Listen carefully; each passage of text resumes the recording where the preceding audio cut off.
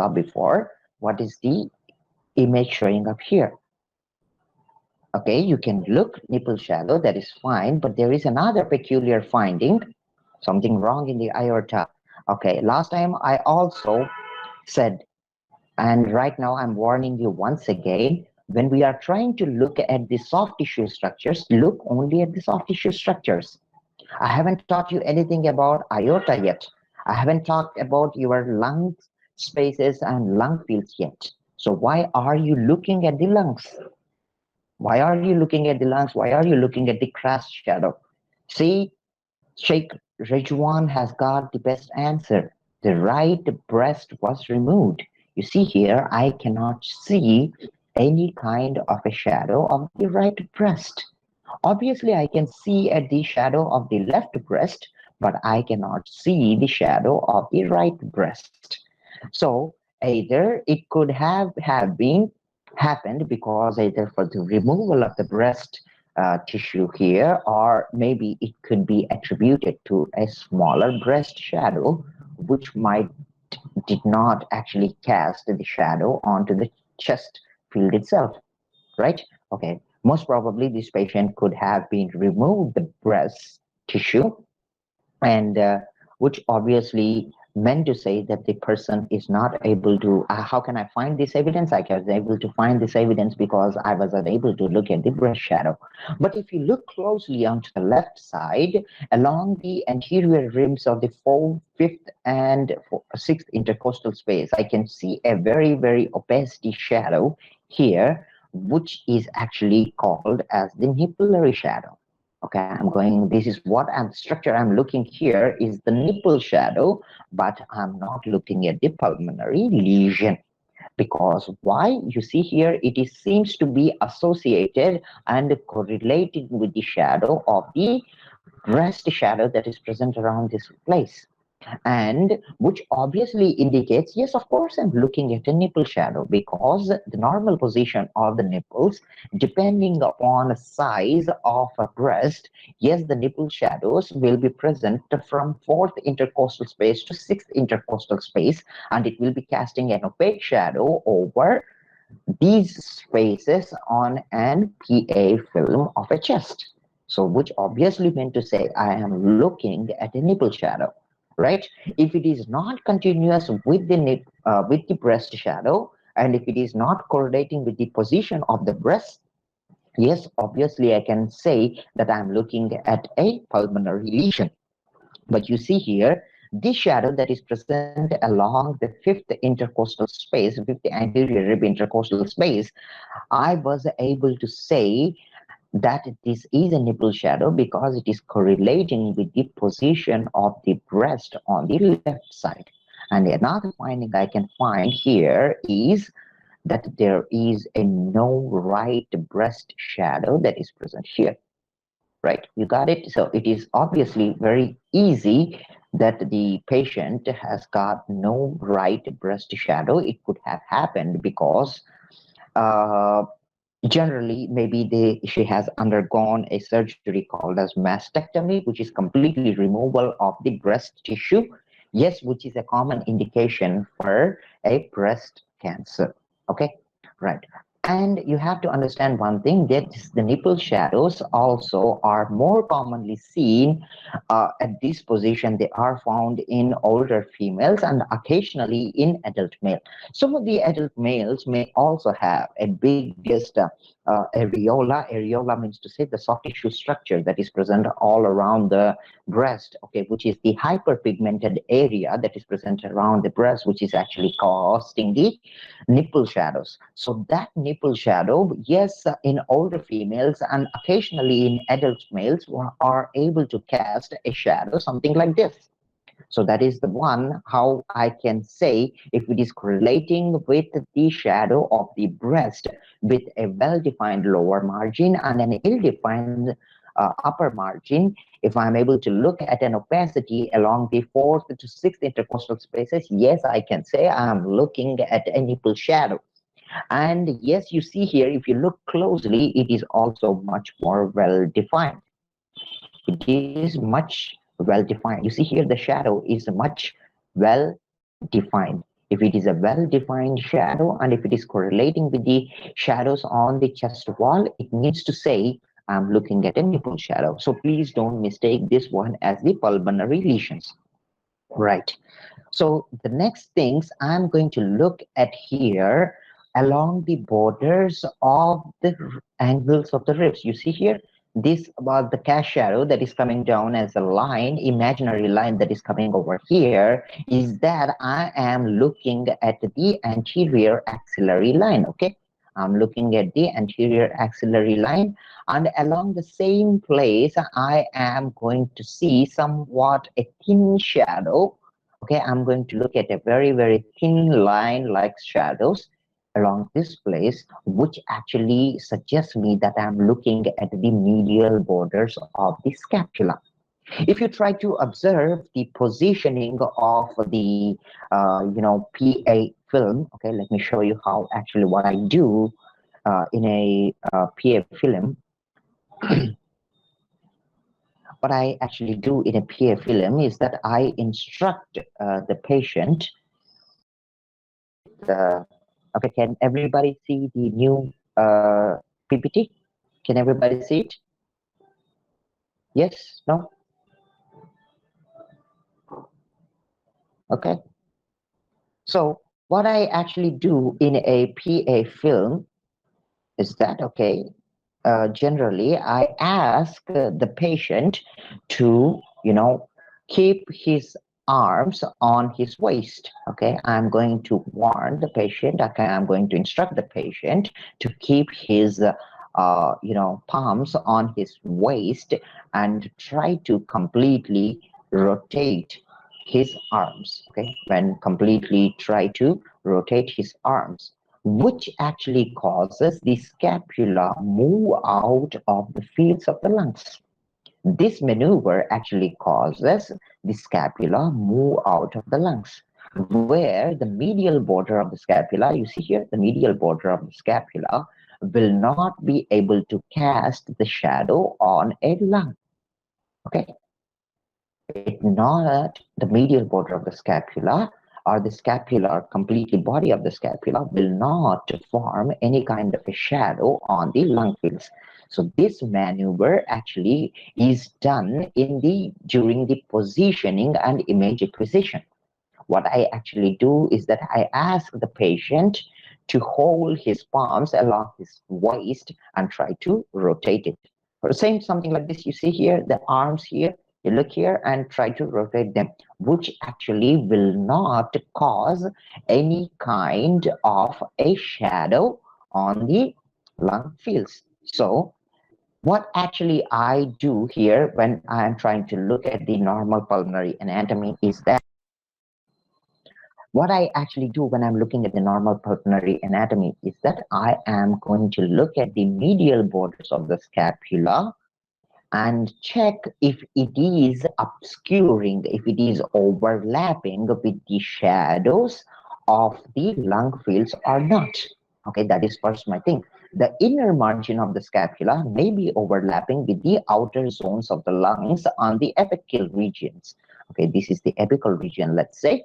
So I am going to look at the scapula. Sometimes, yes, I can look at the scapular shadows, but with a good positional radiograph, what I actually do is that, yes, the scapula will not cast a shadow on the lung fields. So which means to say the lung fields can't completely divide of any skeletal shadows except for the posterior rib shadows. So the medial border of the scapula is not visible, but actually I indicate, yes, this is a well-positioned radiograph, right?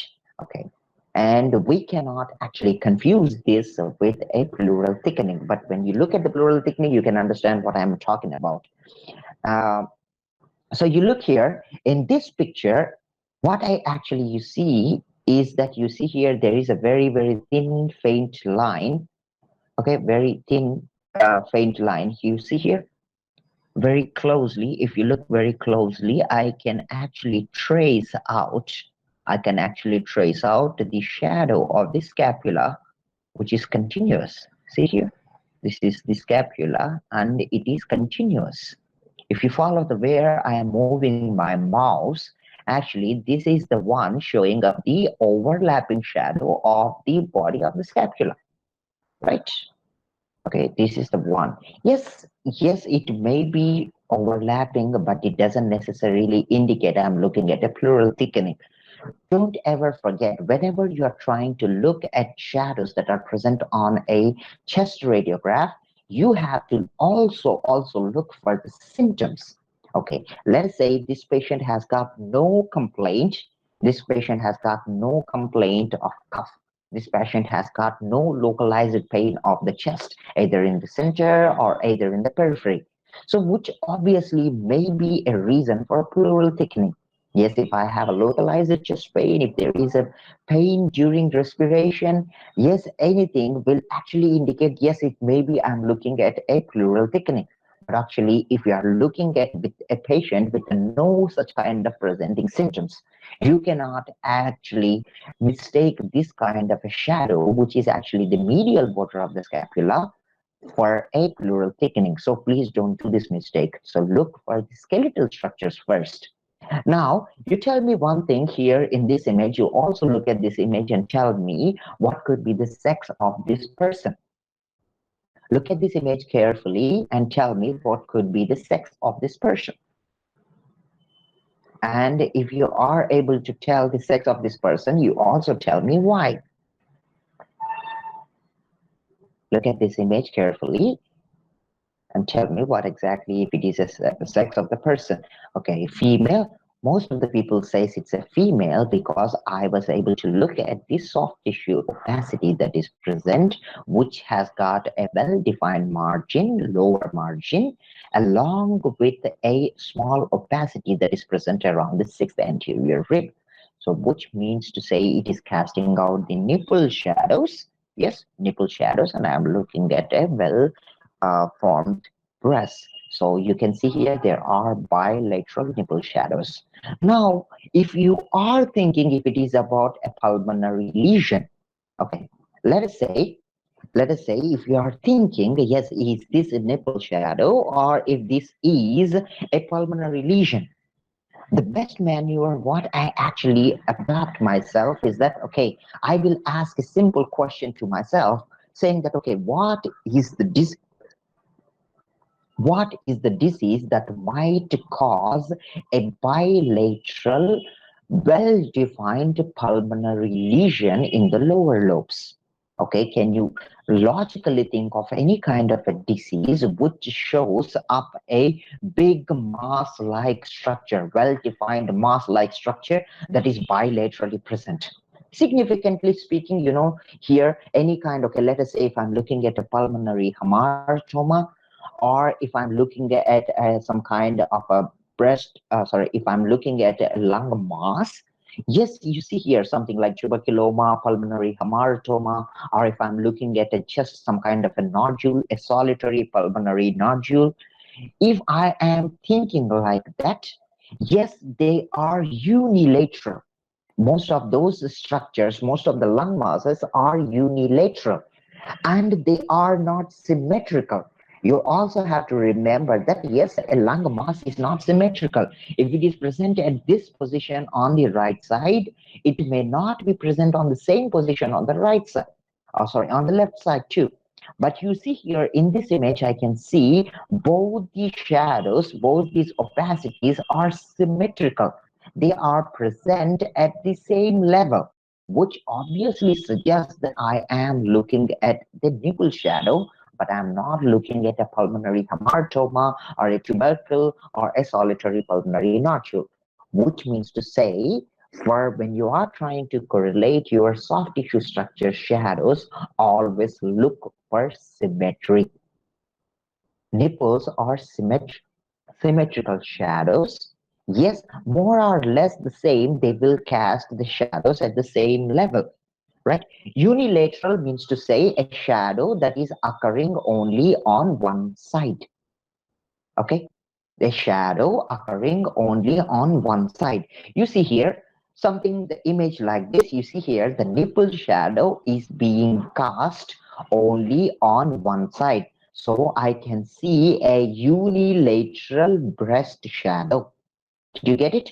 I was able to look at the shadow on only one side, right? Unilateral means to say anything that is shown only on one side of the thorax. Okay, that is unilateral. If I am looking at both sides, you see here, I was able to look at the medial borders of the scapula bilaterally. Bilaterally means to say I was able to look at the shadows on the both sides, which means to say, yes, symmetry is there. So, which means to say I am looking at a normal structure, which obviously also says that I'm not looking at the pulmonary lesions. This is not a pulmonary lesions. How can I answer that? Yes, since it is present bilateral, and any kind of a bilateral shadow will talk that I am looking at a symmetrical change or a symmetrical structure. So the structure that is being caused along the angle of the ribs here is done by the medial borders of the scapula. And at the same way here, bilaterally, I can see a very, very thin shadow here. You see here, like this. It is formed by the body of the scapula. And on the same way, here on the left side too, I can see this one. So these shadows are not actually caused by any kind of a pulmonary lesions in the outer zones of the lungs, but it obviously suggests that I am looking at the medial borders of the scapula. Simple. Since it is bilateral, it is present both on the both sides. And at the same way, I'm looking at a well-defined opacity that is present down in the lower zones of the lungs that is correlating with the shadows of a well-defined breast shadow, which means to say I am looking at the symmetrical nipple shadows, right? I'm looking at the symmetrical nipple shadows, and I'm also looking at the symmetrical scapular shadows. These are not pulmonary lesions, right? The next thing, what I'm going to look at is a very, very important area that you always have to look down. Remember, the first thing is actually called as the Costophrenic Angle. Okay, remember this. I am looking at the Costophrenic Angle. Let me define, let me show you how exactly what I meant by a Costophrenic. Okay. See here in this, when I draw it, okay, let's say I'm having a lung here. I'm having a lung here, right? And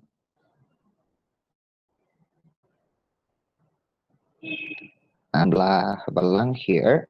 Then you see here, this is the left diaphragm and the right diaphragms. Okay, this one is the right hemidiaphragm and the left hemidiaphragm. And you see here, each lung is covered with a pleura, right? Each lung is present down with the pleura, which is closely connected, called as the visceral pleura. And then a little over, we can see another shadow that is called as the parietal pleura. Okay, visceral pleura and the parietal pleura. And you see here, the angle that is formed,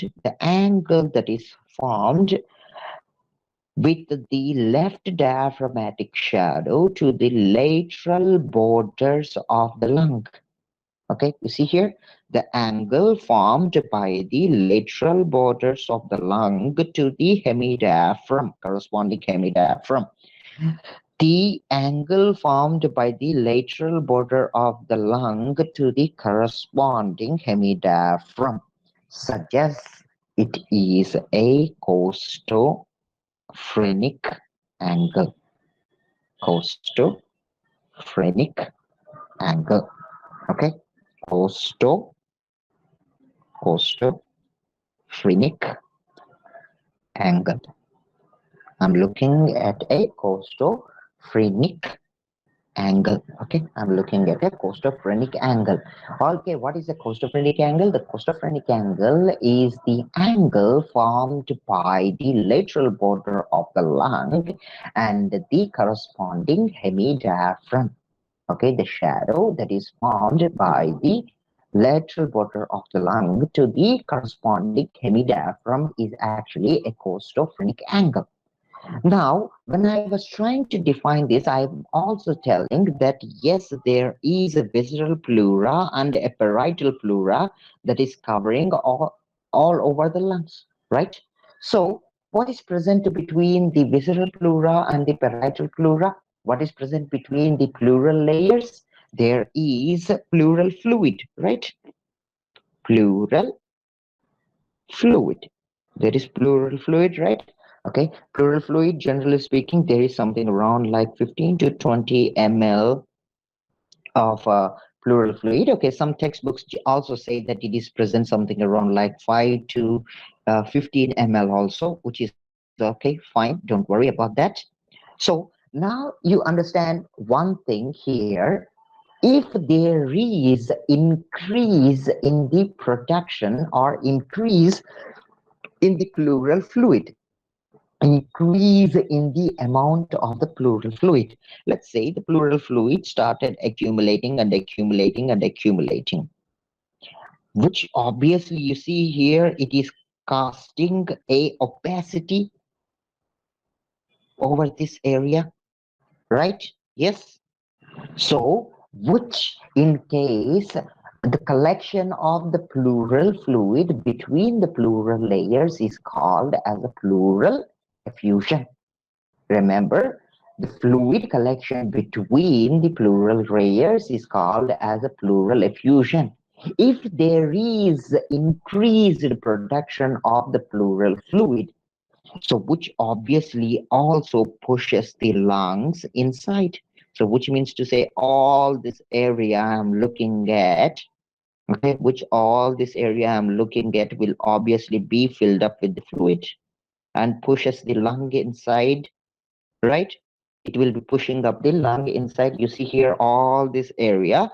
Now let us say if there is a fluid that has been filling up here, so which means to say, can you now look at the clear shadows of the Costophrenic angle on the right side? Can you look? Yes, no. Obviously, I am unable to look at the angulation of the Costophrenic rhesus.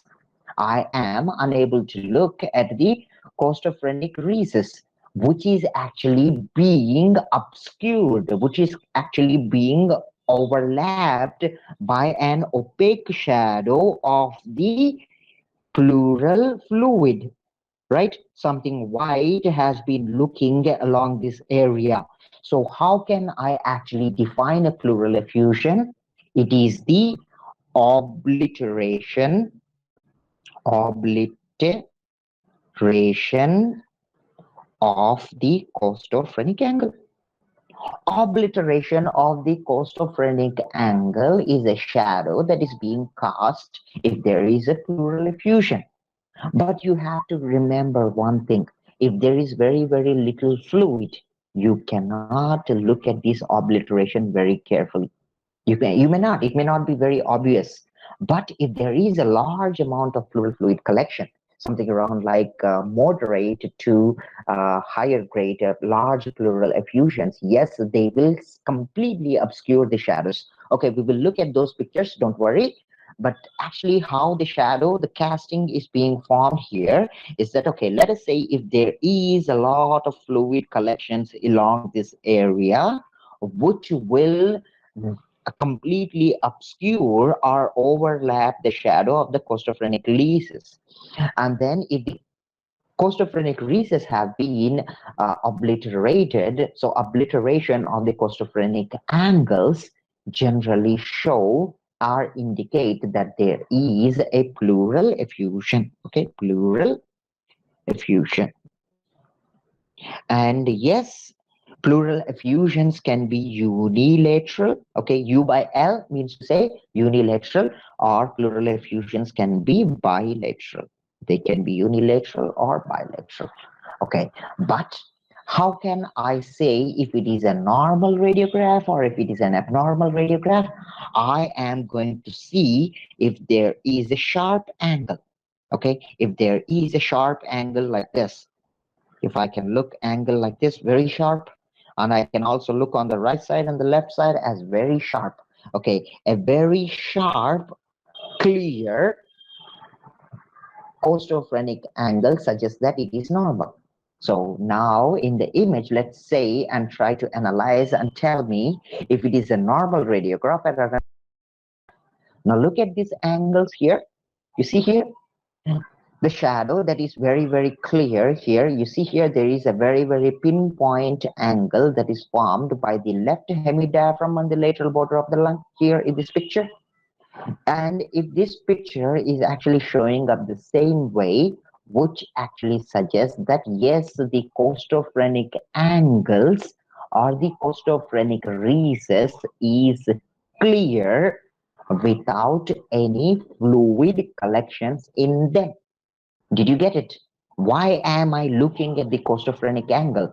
I'm looking at the costophrenic angle to check if there is a collection of any pleural fluid, and no, a sharp and a well-defined well-defined costophrenic angle suggests me that I am indeed looking at a costophrenic angle with no fluid collections, which suggests that yes, of course, it is normal. Now let us imagine a patient. Let me give you the history, and you tell me how might the shadow look over like. Okay, see, one thing. Let me suggest you whenever you are trying to learn radiology. You see, it is not always necessary for us to look at the example radiograph and try to learn. Now, I will tell you the pathological change.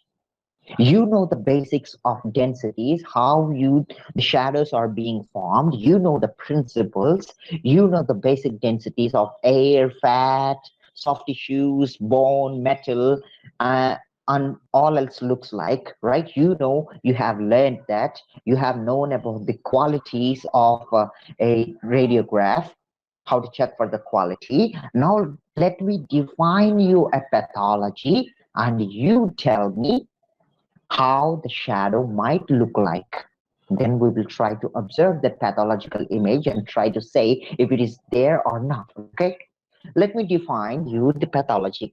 Okay, a 35-year-old male has a history of tuberculosis.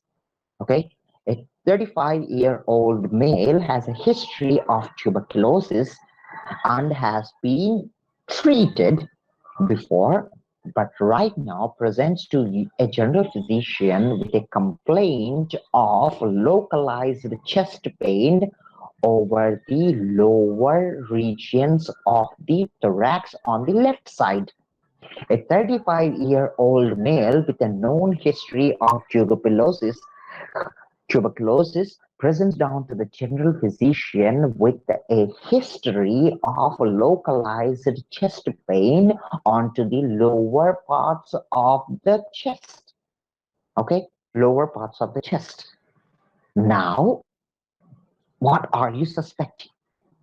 What are you thinking inside your mind? What are you thinking? What could have happened to this person?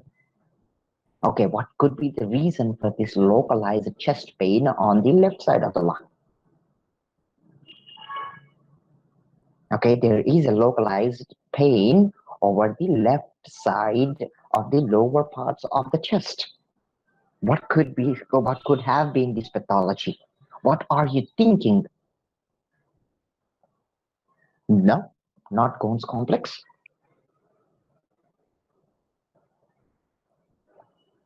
Apply your basic physiology and pathophysiological theory and try to define me this patient so that I can understand what is the disease that you are looking at. Yes, Shafiqur Rahman, if you are thinking about a Ghon's complex, didn't your teacher tell you that Ghon's complex generally happens in the upper lobes of the lungs? Okay, Shafiq, fluid effusion, yes, one of the possibility causes, yes, pleural effusions, yes, you guys are very, very correct.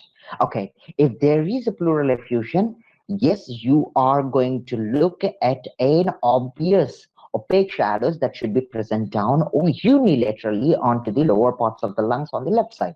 Yes or no? Right? Preeti, Muhammad Shadab, Junaid, yes or no? If you guys are able to look at a opaque shadow over the lower parts of the left costophrenic angle, If you are seeing a opaque shadow obliterating the left costophrenic angle, such as, yes, there might be pleural effusion. Okay, that is one. Yes, that could be one of the reasons for the unilateral localized chest pain. But is there any other condition? Okay, think more, think more, think more, think more.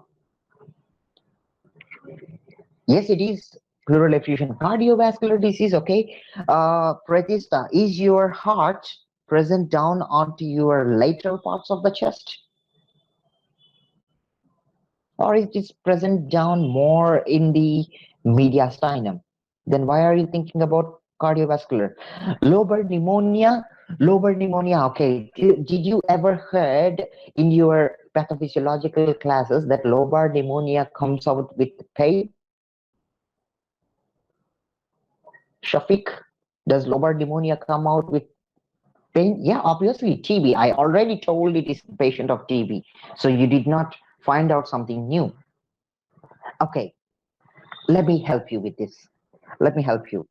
Benedict, are you here? You're not here. Why don't other people answer? They were unable to follow, or they are able to follow? Clara, Nola, Brenda, you guys here? No? What happened? Why don't you guys answer? Martine, where are you guys? Right. Okay. So you see here, if I am thinking, okay, all the guys said, yes, I have been thinking about the pleural effusion. Now, before you get down into the pleural effusion, any kind of inflammation, you see here, any kind of inflammation will obviously give you some kind of a fluid, inflammatory fluid, right? The 5 cardinal signs of inflammation. Yes, fluid is also one of the things that is present here, right? Fluid, pain, swelling, tuber, rubor, calor, delor. Yes, costochondritis, which technically also say pleuritis. If I'm looking at a condition called as pleuritis, it could also be a condition called as costochondritis. No, no collapsed lung. Collapsed lung will cause dyspnea, Shabi. Okay? Chaudhary. Okay. Collapsed lung causes dyspnea. More localized dyspnea, absence on lateral sides, costochondritis, lungitis, pleuritis, pleural effusion are technically most the common complications that might come. Effusion as a granulomatous, necrotic reaction and inflammatory change by the T helper cells. If you have known the pathophysiology, yes, you could have imagined this patient. Yes, the pleural effusion might be happening because of pleuritis, or if it might be happening because of costochondritis. Did you understand how I related my pathophysiological ideology to try to analyze and expect what kind of a shadow I might be looking in this patient? So better adapt this kind of thinking, so that if you know the pathophysiology of the disease, you might be knowing what kind of shadow I might be looking at. Or works the simple way. Okay, you look at a shadow first and then try to relate it to the pathophysiology, what you know of. Okay, an obliterated shadow along the costophrenic angle suggests me, yes, there is a pleural effusion. If it is a very, very big shadow, yes, it is a pleural effusion. Okay, it is a very, very small obscuration. Yes, maybe I'm looking at the pleural thickenings. I may be looking at the pleural thickenings, which might be happening because of pleural fibrosis. Okay, any kind of inflammatory reaction will have to heal with a fibrosis, which obviously is called a condition called as pleural fibrosis, which obviously also happening because of a reason called as inflammation, which is pleuritis. If I'm looking at a very opaque shadows over the skeletal areas, yes, obviously I'm looking at costochondritis. You see here, if you know the pathology, I will be knowing what kind of a shadow I'm looking at on a chest x-ray. See, both ways help, but it is not something that, okay, every time I wanted to look at the example uh, image and I can remember it that way, and don't expect that the shadow has to look in the same way, obviously, like this. Every patient's shadows are different. You get it? Is this clear? Did you understand how exactly what I meant actually to look at the specific things here? Okay. First, you're going to look at the costophrenic angles. Costophrenic angles has to be sharp and clear on the both sides. If a sharp and clear costophrenic angle suggests that it is a normal radiograph. Any obliteration of the costophrenic angles or the costophrenic recesses suggests that there might be some kind of a fluid collection, obliteration of the shadows of the costophrenic angle suggests that it is a pleural effusion. And what is a costophrenic angle? Costophrenic angle is the angle that is formed by the lateral borders of the lungs to the corresponding heavy diaphragm. Okay, this shadow here is the right costophrenic angle, and this is the left costophrenic angle. The right and the left costophrenic angles are sharp and clear. That's what I say. Acutely angled, they are acutely angled. And now you see here, there is another angle that we actually call, see here, the angle formed by the lateral borders of the heart to the medial borders of the hemidiaphragm. Okay, the angle formed by the lateral borders of the heart to the medial borders of the hemidiaphragm is called as cardiophrenic angle.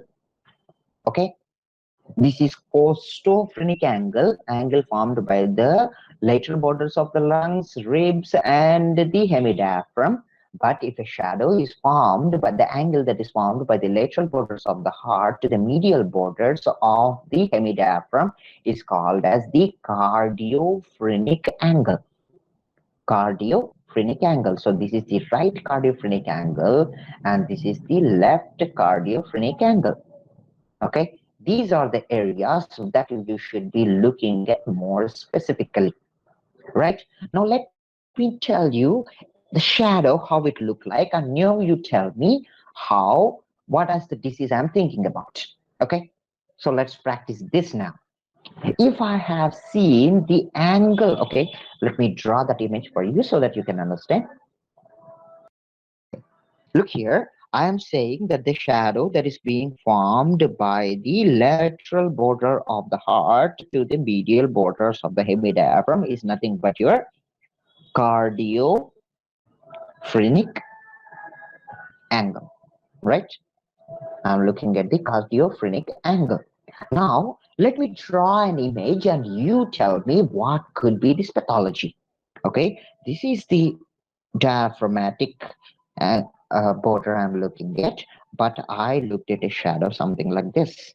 So which means to say I have a very acute cardiophrenic angle. I have an acute, there is a very long reduction in the cardiophrenic angle. So what is the pathology I might be looking at? If I have a shadow, okay, you see here, generally it is almost perpendicular. It means to say it is almost 90 degrees. Almost 90 degrees, but I'm looking at a shadow something like this, which is almost 45 degrees here. So what could be the pathology I might be looking at? Cardiomegaly? Okay, let us be more specific. What can be this cardiomegaly? What could be this? Which one? Okay, Shabi Chaudhary, is that the area where you find out your pulmonary vessels along the heart shadow? Basic anatomy, go down to your first year and tell me where your pulmonary blood vessels are. Your pulmonary blood vessels are coming out from the hilum, right? Yes. Okay, let me correct you, Shubham. Generally, right ventricular hypertrophy, generally it is not right ventricular hypertrophy because the right ventricle is present more onto the anterior side. If it is the right atrial hypertrophy or the left atrial hypertrophy, okay, I will tell you how a left atrial hypertrophy also causes that one. It is not right ventricular hypertrophy. You see here, when we talk about the heart shadows, yes, I will tell you. Let me define that one for you. Uh, See here, okay. See, the right ventricle is present on the diaphragmatic surface. The right ventricle, most part of the right ventricle is present on the diaphragmatic surface on the anterior side of the heart. And the base of the heart is actually formed, this shadow that is being cast here is actually formed by the right atrium. The right ventricle do not cast any shadow, okay, because most of the right ventricle is present onto the diaphragmatic surface, and it is present more onto the anterior side of the heart because the heart is present down at an angle in the mediastinum. Yes or no? In the basic anatomy class, we know that the heart is present at an angle in the mediastinum, and most of the times it is a little rotated internally. Yes or no? Did you learn this? If it is, then it means to say I am not looking at the shadow of the right ventricle. I am looking at the shadow of the right atrium. Yes, obviously speaking, yes, this might be happening because of the right atrial hypertrophy. Yes, left atrial hypertrophy will also cause such kind of shadow, but I will tell you later on why also left atrial shadow will also cause such kind of a shadow of an acutely angled right cardiophrenic angle. Okay, I will tell you about that, but right now remember that it might be happening because of atrial hypertrophy. Now, did you understand? We did the both ways. If I know what kind of a pathology, yes, I will be knowing what kind of a shadow I might be looking at, or I look at the shadow and tell what kind of a pathology that might be presented. Did you understand how the radiologist was able to interpret the images of this information? Did you get it? Yes, no, right? If you understand this clearly, yes, you will be able to understand most of the images that is coming later on. Okay, now let us get on more. Now, what we are trying to look here are the lung markings, okay, most of the lung markings. Remember the white lines that are formed on the most of the fields of the lungs. You see here all these white lines, okay, all the white lines that are being formed, all the white lines that are being formed over the lung fields. Okay, these are the calls as the lung fields. Okay, the thing I'm looking here are the lung fields. Most of the white lines that are present down are right atrial hypertrophy, valvular stenosis. Yeah, sure. You can say it. Yes, we will talk more about those cardiac diseases. Yes, some way or the other. Yes, right atrial hypertrophy. Yes, sometimes will actually cause this one. But Benedict, you are missing a very simple logic here. The valve that is actually present between the right atrium and the right ventricle is nothing but your tricuspid valve. And you see here the flow of the blood inside the right atrium to the right ventricle is actually happening because of, most of the times it is actually happening because of gravity, because the right atrium receives the blood from the superior vena cava and the inferior vena cava, which has got no pressure valves in them. So the blood flows from the right atrium to the right ventricle through the tricuspid valve, which is present on the right side because of the effect of the gravity. Now, generally speaking, if there is a condition called as tricuspid regurgitation or tricuspid stenosis, generally, it is not going to increase so much pressure within the right atrium so that there is a lot of expansion of the right atrium. No, you see here, even if there is a valvular stenosis, no problem, no problem. Too low voice. See, even if there is a valvular stenosis, but it might not cause a right atrial hypertrophy because the blood will be pooling back into the the superior vena cava and the inferior vena cava. The indirect finding of this valvular stenosis, what you actually see is the expansion of the superior vena cava and the inferior vena cava. Did you understand it, Benedict? Did you understand this? Because the valvular stenosis generally do not have any valves in them, right? The veins are the ones that did not have any valves in them.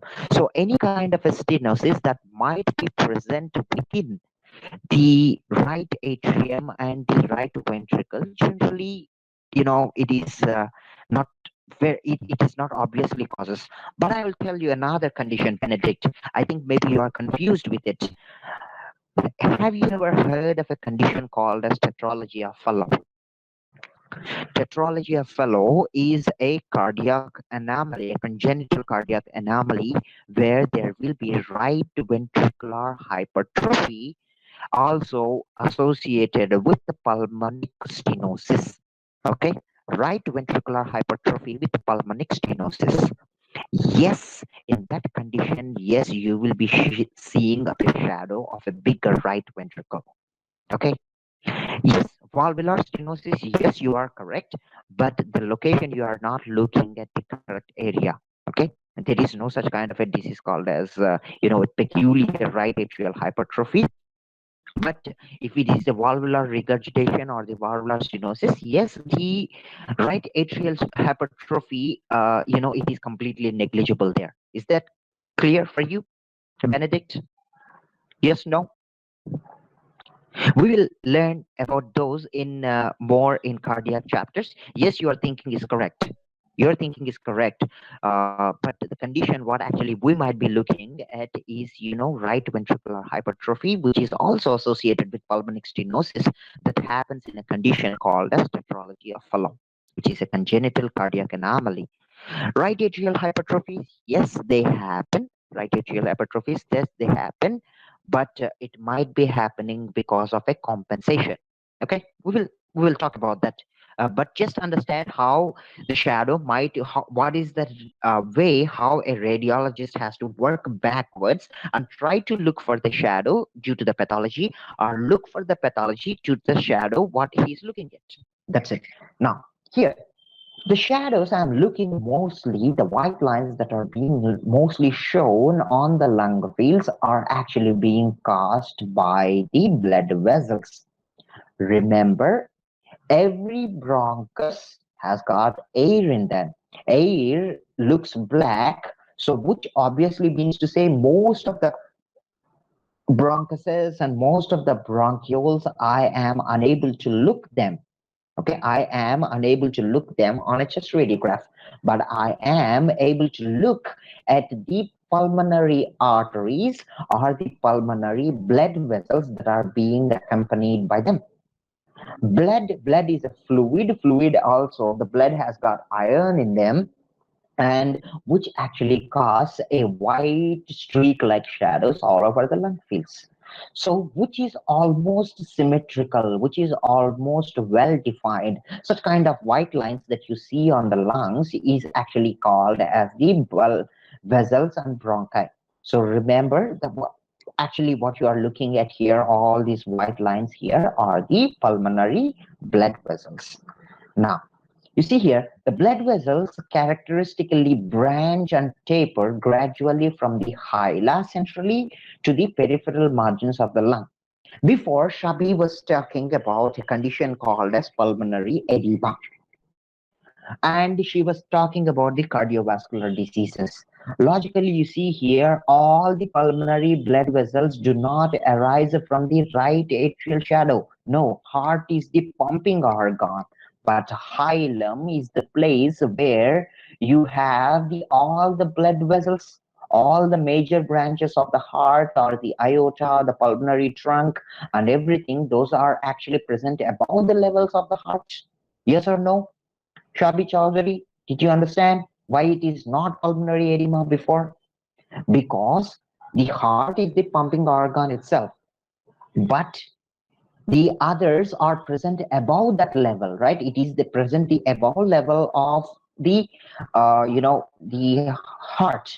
So yes, it is not pulmonary edema. And now you look here, any kind of blood vessels characteristically branch and taper gradually from the hilum to the periphery. You see here, this is center and this is to the periphery, right? All the blood vessels will go from the center to the periphery. That is a characteristic feature. You see here, the shadow that I'm looking at here is the right pulmonary artery. Right pulmonary artery. This is the shadow I'm looking at here, is the right pulmonary artery. When you look much more closer, you see here, when you look much more closer, I can look along this white shadow that is present here. There is a very, very small and vague black shadow. You see here, there is a vague black shadow that is coming along here within the white shadow that is present here, which obviously means to say I am looking at the lower lobar bronchus along with its accompanying pulmonary artery. Simple, right? Did you understand what exactly, how can I actually define the shadow? It is actually happening because of the bronchus and the right pulmonary artery within them.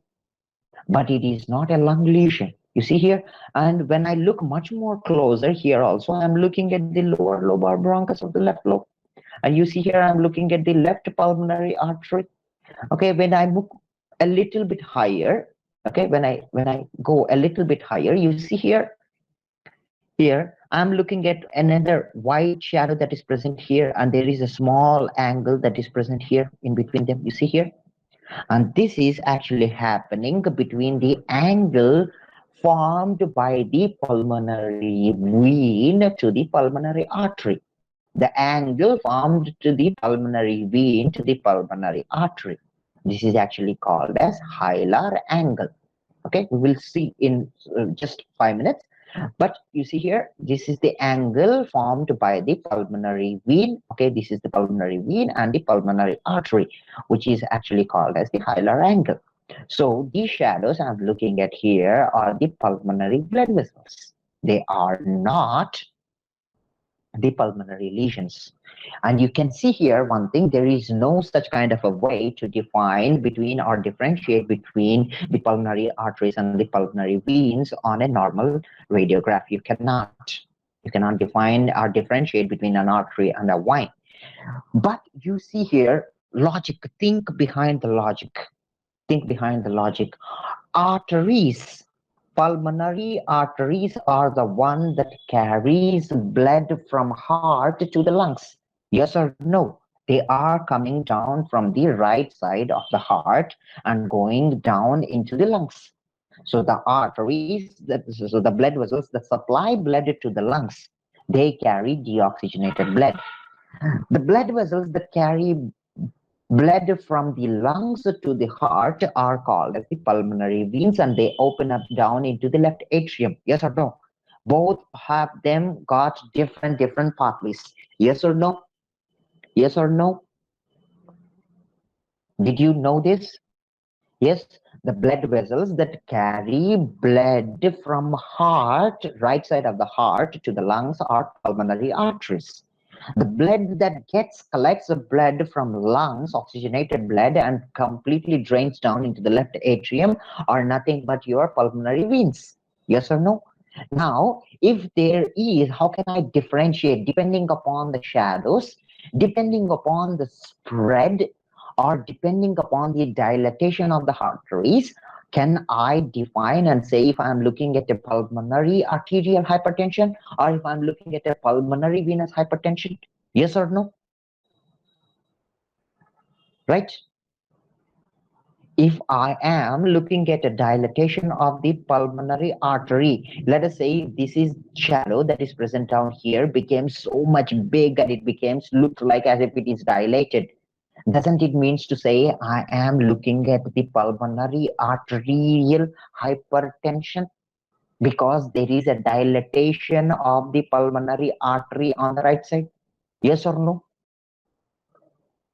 So, yes, some of the radiographic features may differentiate if I'm looking down at the venous area or the arterial area. But generally speaking, in a normal radiograph, no, you cannot differentiate. But for this kind of reason, yes, for any kind of cardiovascular diseases, you cannot use this one. You have to define within on a angiography. You are going to look at mostly on a CT angiographic images. And now you see here, bronchi are completely invisible. And you have to understand, yes, if it is invisible, it doesn't necessarily mean to say it isn't there. It is there. But since they contain air and they are surrounded by air, that's the reason they are looking black. Now, let me ask you a question. I will define you the pathology and you tell me what you will be able to look at. There is a complete lining of the bronchus with the mucus. There is completely, thickening of the bronchus. What is this disease called as? Completely narrowing of the bronchus. Okay? Completely narrowing of the bronchus. There is a well thin layers present down on the bronchus itself. Now, okay, let us say bronchoconstriction asthma, but they do not cause any layering on the, in bronchus, yes, they may not be completely layering. Okay, let us be more and more crude. What is the condition called as? Get more of asthma. Asthma for a long time, let us say, a chronic smoker presents up with a chronic cough. Okay, a chronic smoker comes up with cough, and there is a lot of dyspnea, and there is a lot of dyspnea and exertion. Let us not say bronchitis, even chronic bronchitis. Yes, get more severe diseases. Go to more severe diseases. There might be severe bronchial constrictions.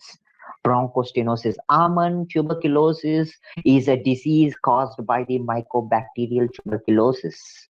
Mycobacterial tuberculosis actually the thing that is actually happening in the alveoli. It is not actually happening in the bronchuses. Did you learn this in pathophysiology?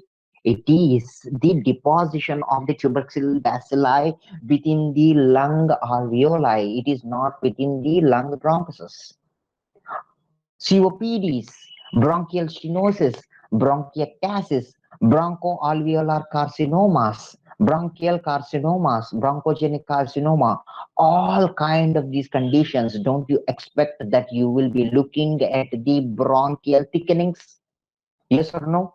Yes, atelectasis is the secondary finding, right? Atelectasis is the secondary finding due to the stenosis of the bronchial vessels. But you see here, when you are looking at the chronic bronchiectasis, permanent dilatation or the permanent constriction, or there will be a bronchial cancer. All of them, you see here, all of them are the ones that will show up the bronchial shadows prominently. Yes or no?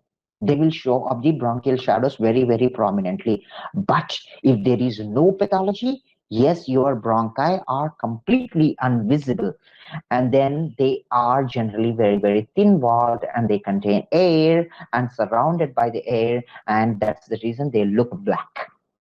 Get it? You cannot look at the bronchial shadows unless there is a presence of a pathology. Did you get it? Did you understand this? Now let's move on to the next one. The white color, the white circle here actually says that the white circle actually shows that you are looking at the the bronchial blood vessels itself here, bronchuses along with their blood vessels. And now you see here the left hilum is slightly higher than the right. You see here, this is the left hilum and this is the right hilum. okay, left hilum and the right hilum. You see here the left hilum is present a little bit higher than the left. Right. The left hilum is a little bit higher than the right. So which one is lower? Right hilum is lower. Left hilum is a little bit higher. Okay. I will just tell you the anatomy here, and then we will have a break. It is a very small logic here. Nothing else to understand. Now, what actually the image shows that, okay, I'm looking at the pulmonary vein. I'm looking at the pulmonary artery, and I am looking at the pulmonary vein, and I am looking at the pulmonary artery. And you see here, it says that this is the right one, which is present lower, and this is the left hilum, which is present higher.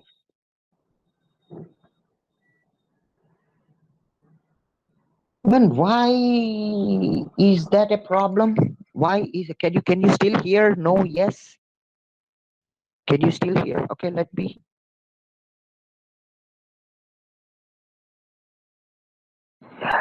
Now can you hear? Can you hear now? Yes.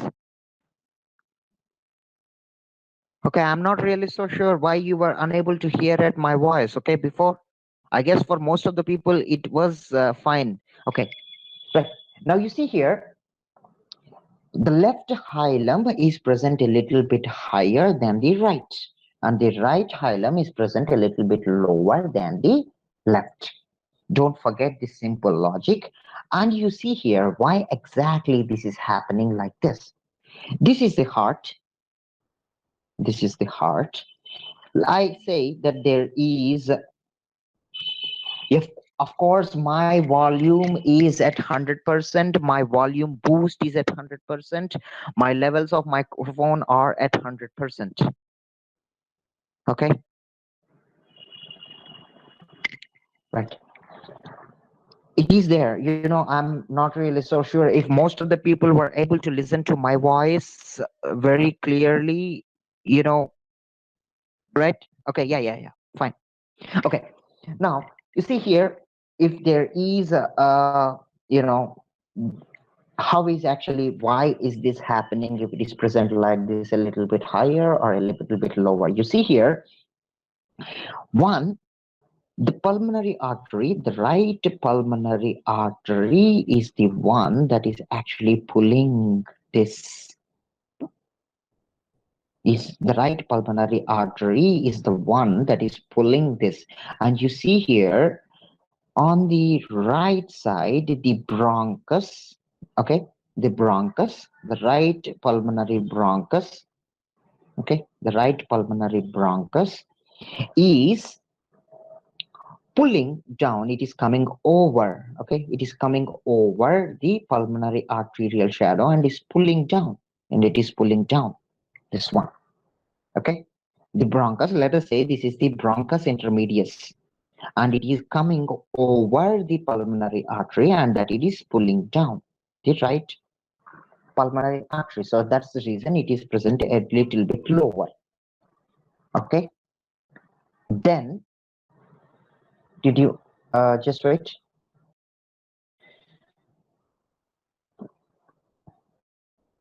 Just wait. Just wait. I'm sorry.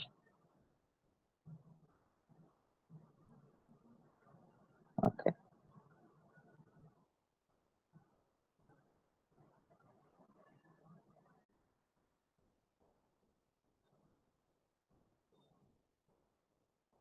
Right. Okay. Let me come back once again. I'm sorry. I got disconnected. Right. You see here, it is the right bronchus, and then there is a pulmonary arterial shadow, okay, a pulmonary arterial shadow. The bronchus runs over the atrium, artery, and then it pulls down. So that's the reason the right hilum is present a little bit lower. And you see here, and the left hilum is a little bit higher because the bronchus, the bronchus does not pull it. It actually moves anterior and over the pulmonary artery. Okay, this one here, the bronchus is much more anterior and pulls down the right pulmonary artery, but here it is actually not pulling at that way, so that's the reason it is present much more lower. It is, generally speaking, right hilum also should have been present at the same level to the left hilum. It should have present at the same way, but just only to this anatomical variation is just because the right bronchus runs over the pulmonary artery and pulls it down. Okay, which is not happening on the left side, so that's the reason this one is actually so such kind. And you see here the right upper lobar bronchus, okay, right upper lobar bronchus. Here also what actually happens is that, to understand this, actually what I say, let us say every bronchus that is present, okay, there is an artery and there is a bronchus, okay, in all the areas, of the lung there is an artery and there is a bronchus, okay. Or let us think it this way, okay. Let me define it how it looks like actually on a radiograph. Okay, artery looks opaque and then there is a bronchus, okay, there is a bronchus, but only in the upper lobes of the lungs, only in the upper lobe of the lungs, where there is the bronchus that is present on the upper side and the artery is present down on the lower side. So this one actually it says that arterial bronchus. It is actually why the right hilum is present lower. It is actually happening because of the right bronchus is running over the pulmonary artery and pulling it down. And also the same way, the right upper lobar bronchus, okay, the right upper lobar bronchus is present above the pulmonary artery on the right side. Okay, the upper lobar bronchus is present, the right upper lobar bronchus is present above the pulmonary artery and it is it is pushing this down. So two reasons why the right hilum is present lower. The right hilum is present lower because of the right bronchus runs over the right pulmonary artery and the right upper lobar bronchus pushes the pulmonary artery, which is actually called as the eparterial bronchus. Eparterial means to say the bronchus that is present above the artery. Simple. The artery that is present above the bronchus. Eparterial bronchus. The bronchus above artery so pushes it down. The bronchus runs over the artery and pulls it down. So two reasons why your right hilum is lower than the left. Got it? The right hilum is present a little bit lower than the left, which obviously does not happen on the right side. Okay? Did everybody understand why the right hilum is a little bit lower than the left? Did you understand this logic here? Clear? It is happening because of two reasons. Okay. Now, let me get you the last part. Then maybe I think, okay, let us have a break here. Let us stop a break here. Right. So is everyone back? Shall we continue?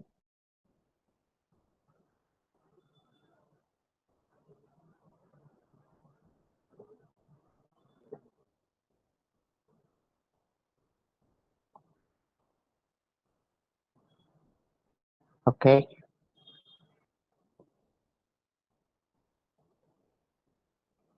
Right.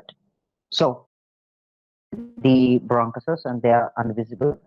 They are next. We are talking about the pulmonary hilum. Now you see here the white circle actually shows up the lung markings that are the blood vessels, and the left hilum is slightly higher than the left. So this is the right hilum and this is the left hilum. They are present a little bit higher and lower. right one is present a little bit lower and the left one is a little bit present higher, right? Next, what we actually, what we actually see here, now you see here, the angle that is actually formed by the right upper pulmonary vein, okay, the right upper pulmonary vein to the right pulmonary artery is called as the right hilar angle, okay, right hilar angle. This is the right hilar angle, and then the width shall technically does not exceed greater than 15 mm. Okay, this is what we were talking before. If there is a dilatation, okay, if there is a dilatation of the right pulmonary arterial shadow, which is greater than 15 mm, indicates that the condition is right atrial pulmonary hypertension. Right arterial pulmonary hypertension, okay, right arterial, RAH, right arterial hypertension, okay, which is the problem that is actually happening because the right side of the blood, sorry, the blood that is coming from the right side of the heart, which is getting down into the pulmonary arteries, okay, which causes exceeding of the the diameter of the right pulmonary artery, which happens in a condition called as right arterial hypertension, RAH. Okay, then, and you have to understand here that the left side of the hilum, okay, the left pulmonary hilum looks like a shape of a comma. Okay, the upper left hilum is made up of the left pulmonary arch, okay, left artery, left pulmonary arterial arch, which appears as a semicircular shadow similar to a knob of a comma. Okay, so it looks like a comma shaped. Now you see here the right hilar angle is V-shaped and the left pulmonary hilum is a comma shaped. So any kind of obliteration, any kind of obscuration to these shadows, to the any kind of disturbance that is caused to the V shape and the comma shape indicates that there is a problem within the pulmonary blood vessels itself. For example, okay, we will talk about this a little bit deeper. When you look here, you see here, these are the pulmonary shadows, okay, arterial shadows, you see here, and in between them, can you see here, there are something that is a black line that is coming over here. You see here, there is something like a black cylinder that is formed here, and this is the trachea, right? This is the trachea. And you see here, the trachea actually comes down as a single tube and divides itself down into the right main bronchus and the left main bronchus at the level of T4.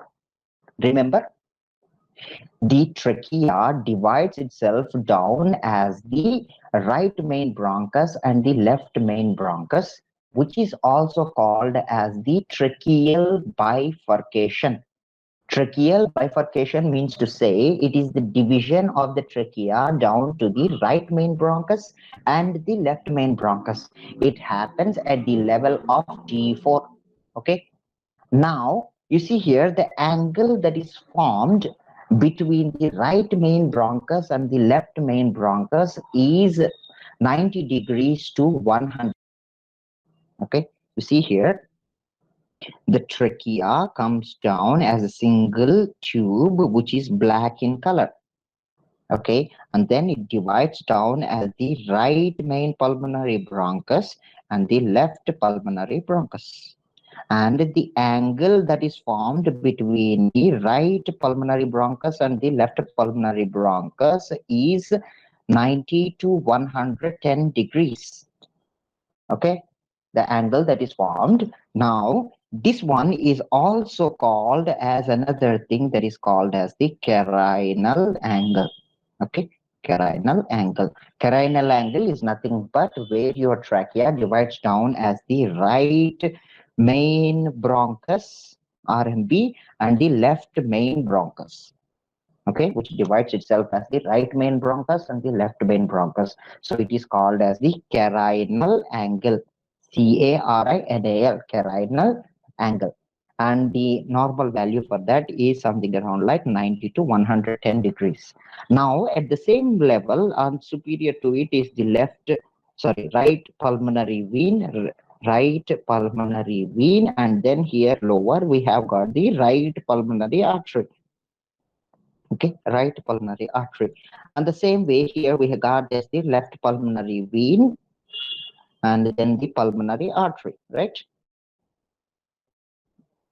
Now, what actually happens here, you see here, now let us say if there is any dilatation in the left pulmonary artery. Now, what happens is that it is forming, okay, the artery is moving anteriorly to it, right?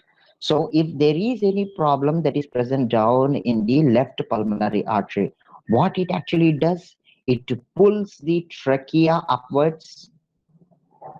The left main bronchus, it pulls the left main bronchus upwards and also pushes it backwards.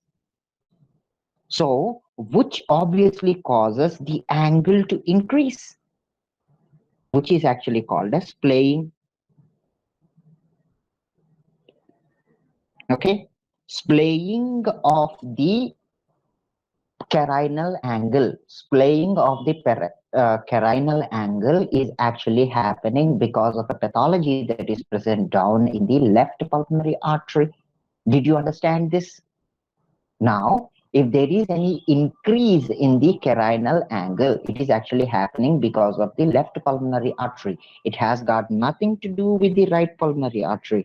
It has got everything to do with the left pulmonary artery, which actually increases the quirinal angle, which extends. So it looks like something like this. The angle looks something like this. Did you get it? So this is actually called as splaying. Okay, did you understand this? The increase in the angle of the carina, the increase in the angle between the right main pulmonary bronchus to the left main pulmonary bronchus is actually an indicative of a problem that is present within the left pulmonary artery. Okay, as simple as that. It is just actually happening because of the anatomical orientation. Is this concept clear? Yes or no? Please respond. Yes, no?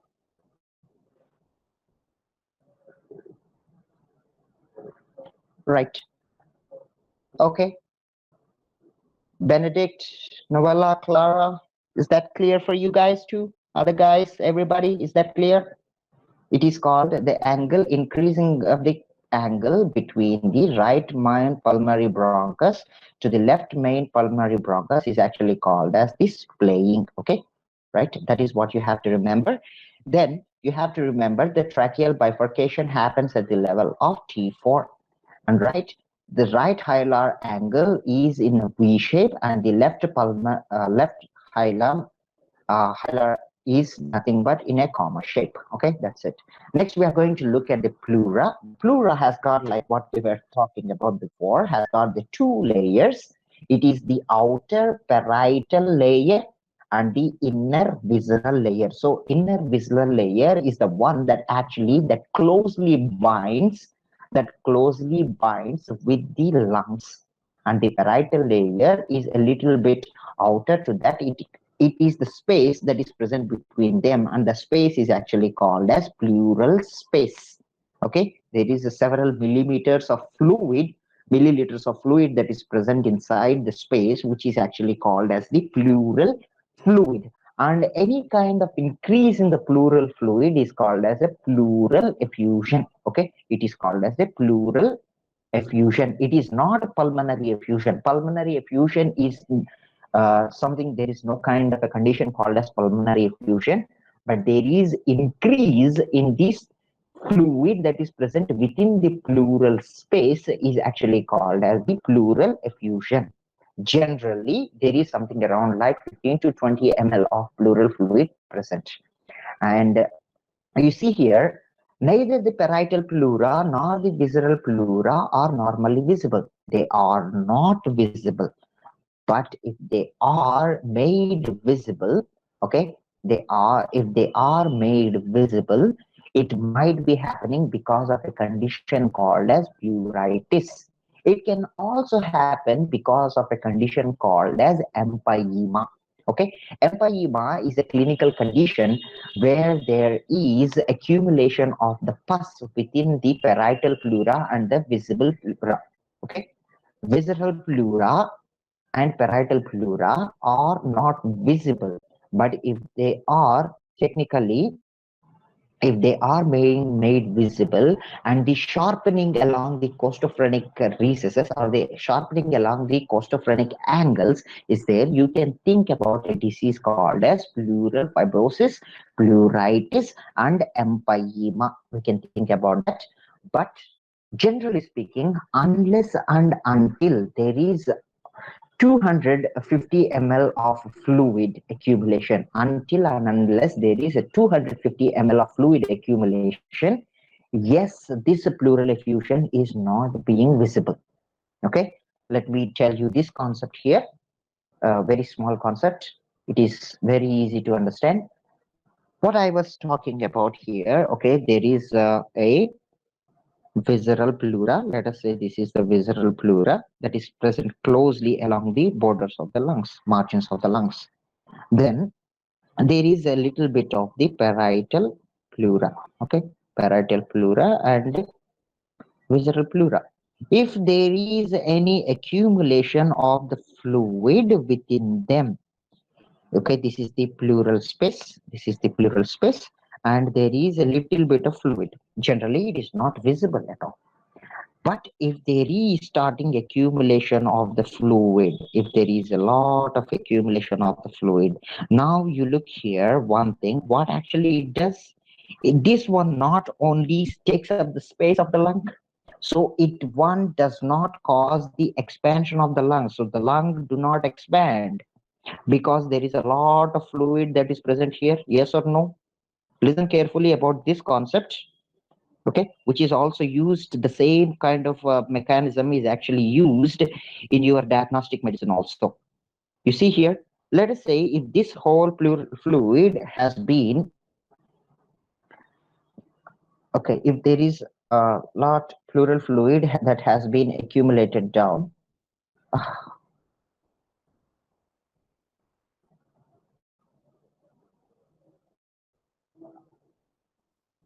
okay, just wait.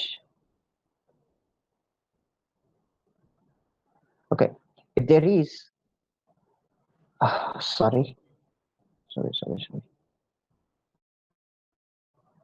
problem. I think I'm running out of this battery.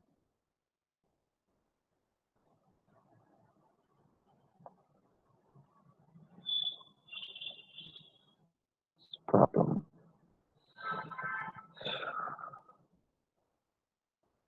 Okay. Can everybody see the whiteboard here now? Yes, no? I'm just running out of the battery, I guess. This one. Right. Okay. Okay, there is a visceral pleura. There is a parietal pleura. Now let us say there is a fluid collection between them. What actually God. Just wait. I'm running out of battery on my notepad here. Just wait.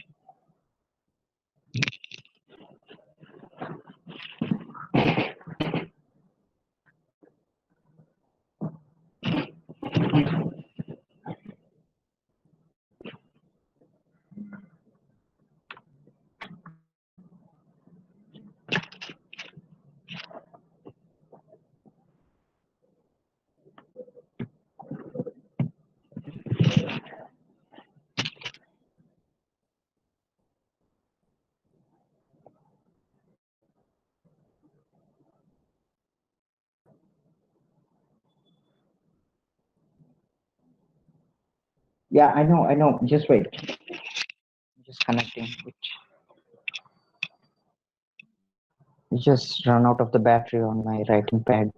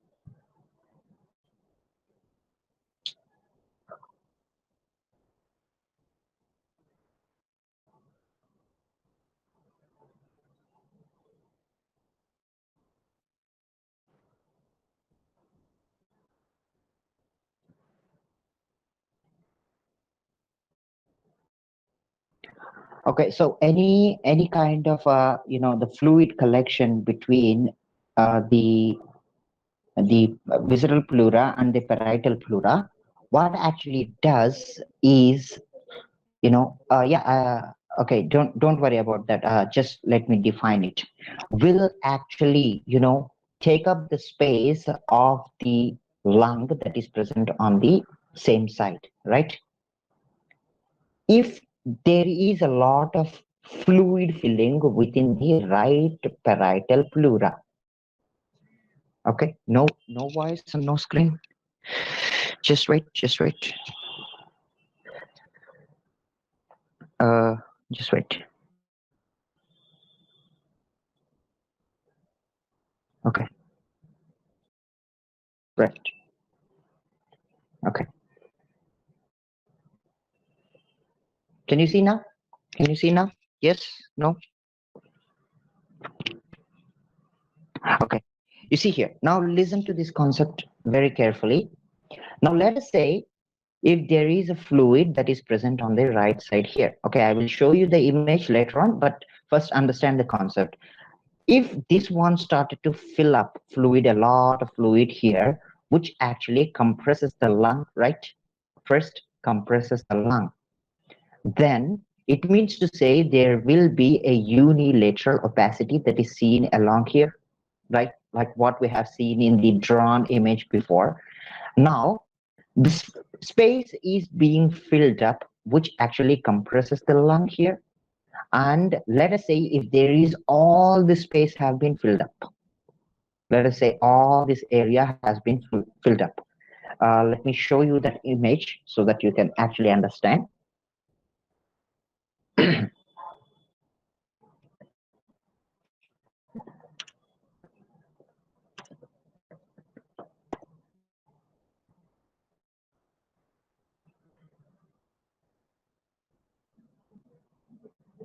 Okay, let's say either on the right side and left side. Okay, I'll show you the image and then you look over this image here. Oh, sorry, I guess is this? No, okay, just wait. I cannot say it that way. Just wait. I think the image did not come up with you.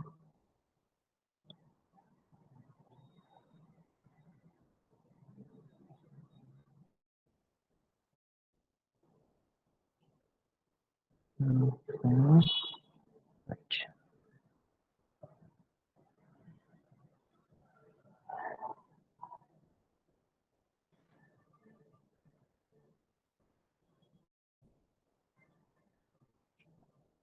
Okay, so look at this image, the image that is shown there for you. Now let us imagine that there is some kind of a fluid that is being, the fluid that is being, filled up on one side of the lung, which is actually called as a pleural effusion, right? Which is actually if there is a filling up of the fluid on one side, which looks like a complete opacity. Now you see here, this one has completely compressed the lung on the same side. And at the same point of time, it has taken up the space of the lung. And as a result, what happened is that it is pushing the trachea onto the opposite side as well. Yes or no? Here, can you appreciate this image? The black arrow showing up that the trachea is being pushed onto the other side, and this is actually happening because of the, you know, the space taken up by a massive fluid present between the visceral and the parietal layers, so which has completely pushed the lung and the trachea onto the other side. So there will be a counteractive compression of the lung along with contralateral tracheal deviation. Okay, it is called as contralateral tracheal deviation. Ipsilateral means to say on the same side, contralateral means to say on the opposite side. So the trachea is deviated onto the right side due to the presence of left-sided massive pleural effusion. So you can also understand that there is a counteractive compression of the left lung as well. And you see here how white it looks like. So this one is technically one of the more specific features of a pleural effusion. Okay.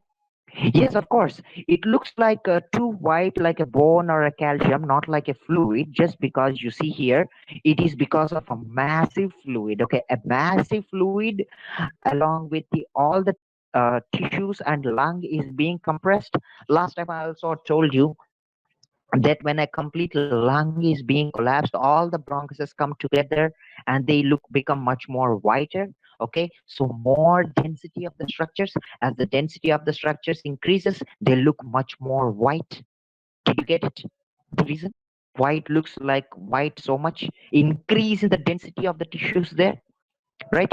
All the tissues have been compressed, and along the same way there is a lot of fluid, which means to say there is a lot of increase in density. Lot increase in density means to say they will be liable to look more white. So that is how it is happening. So now you remember everything. Whenever there is a pleural effusion, I cannot see the left costophrenic angle here, which is completely obliterated. Then there is a thick opacity that is present here, which obviously indicates that the lung has been taken up by the fluid uh, completely, and it is completely obliterating its space. And at the same way, the counteractive pressure also pushes the trachea onto the opposite side. So there is a contralateral tracheal deviation. So these are one of the features of the pleural effusion. Clear? Right? Okay. Now, further, let us move into the topic. So the next what we actually see here, then we have to know about the pleural lines. Okay. Now, remember one thing. Any kind of a pleura has got the visceral pleura and the parietal pleura. I'm talking about the visceral pleura here. Okay, I'm talking about the visceral pleura, which is present quite close to the lung. Okay, and remember, the right side of the lung is divided down into three lobes. The left side of the lung is divided down into two lobes. Did you learn this in anatomy? Did you remember these names? Okay, there are three lobes within the right lung, and there are two lobes that are present within the left lung. The right lung has got three lobes: the apical lobe, the middle lobe, and the lower lobe. The left side of the lung has got two lobes, the upper lobe and the lower lobe. As simple as that. But now, how are these lobes divided? The lobes are divided by a separation, which is technically nothing but your visceral pleura itself. The upper lobe divides down from the right lobe and the middle lobe by its separate pleura. Yes or no? Yes or no? Right? So now these pleural markings Divisions of the lobes of the lung can be also seen within a chest x-ray. If you look closely enough, there is a very thin horizontal line. Okay, if I'm going to zoom in, there is a very thin demarcated line here. Can you see this line here? Very, very small and faint line. So this one is the visceral pleura, where the line, that is the parts that are present above the line, is nothing but your right upper lobe, and the lines that are the parts that are present below is the right lower lobe and the right middle lobe. Okay, we'll talk more. You can appreciate these are more on CT, but just technically understand this thin white line that is being shown here is actually the horizontal fissure. So horizontal fissure is the visceral layer that is actually dividing the right upper lobe from the right middle lobe and the right lower lobes. Simple. It is the one, the horizontal fissure divides down from the right upper lobe to the middle lobe and the lower lobes. That's it. So if we zoom in, you see here, this is a very thin demarcated line. So this one is a horizontal line. So that's the reason we call this one as the horizontal fissure. Okay, it is called as the horizontal fissure. Or you can also call them as the minor fissure. Okay, it is the smaller fissure, which is actually nothing but your visceral layer, visceral pleural layer. That's it. Next, it is called as the horizontal fissure, and it divides the right upper lobe to the right middle lobe and the right lower lobes, right? Then you see here, that's it. And there is no minor fissure on the left side because there is no three lobes on the right side. Sorry, left side. The left side has got only two lobes, and there is only one fissure that is called as the oblique fissure. Okay, it is not visible.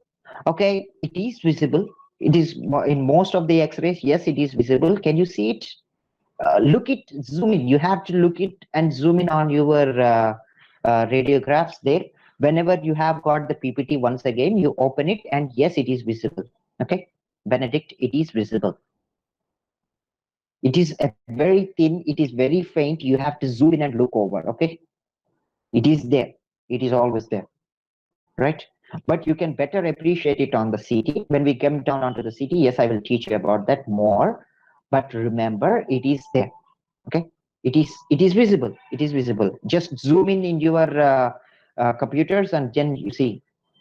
Of course, it is lung demarcation. What do you mean by the lung demarcation? Are you talking about the pulmonary blood vessels, or are you talking about the bronchuses? Bronchuses are not visible. The pulmonary vessels are present more onto the medial side. No, I'm talking about the lateral side. So what is there to confuse here? Is that clear, Benedict?